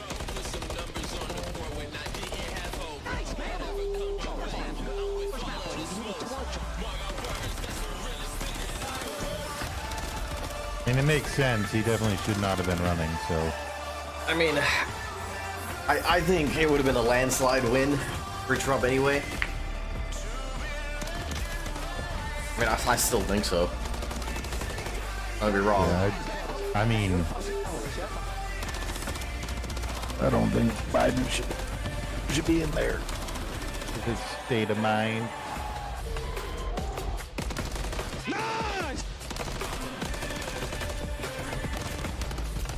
Yo, no, what up, man? My name's G Biles, and I don't like to hang out with my friends.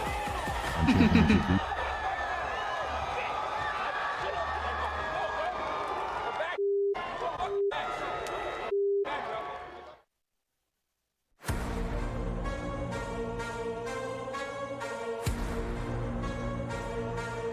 Go time.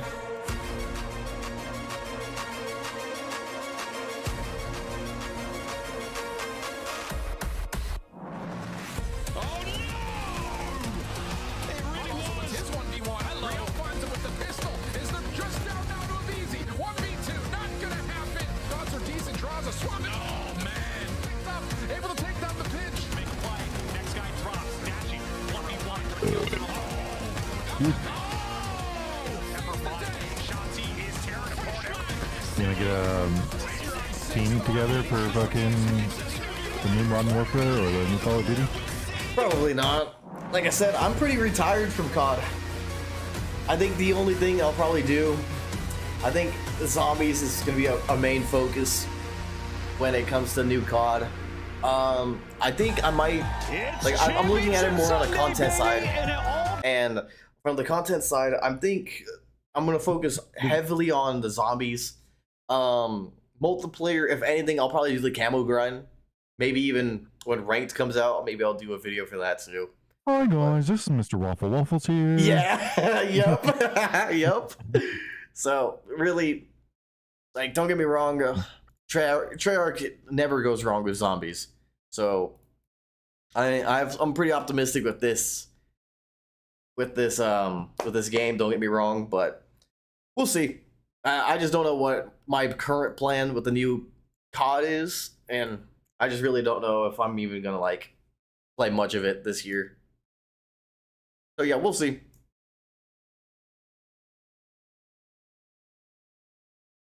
But don't get me wrong, Black Ops 6, I'm pretty excited. Might definitely do a video with the campaign too. So yeah, we'll see. Yeah, they denied my re-enlistment, so I'll be out of the military this year, and I think I'm gonna get a job, and then I think I'm gonna start streaming a lot more with my free time that I get.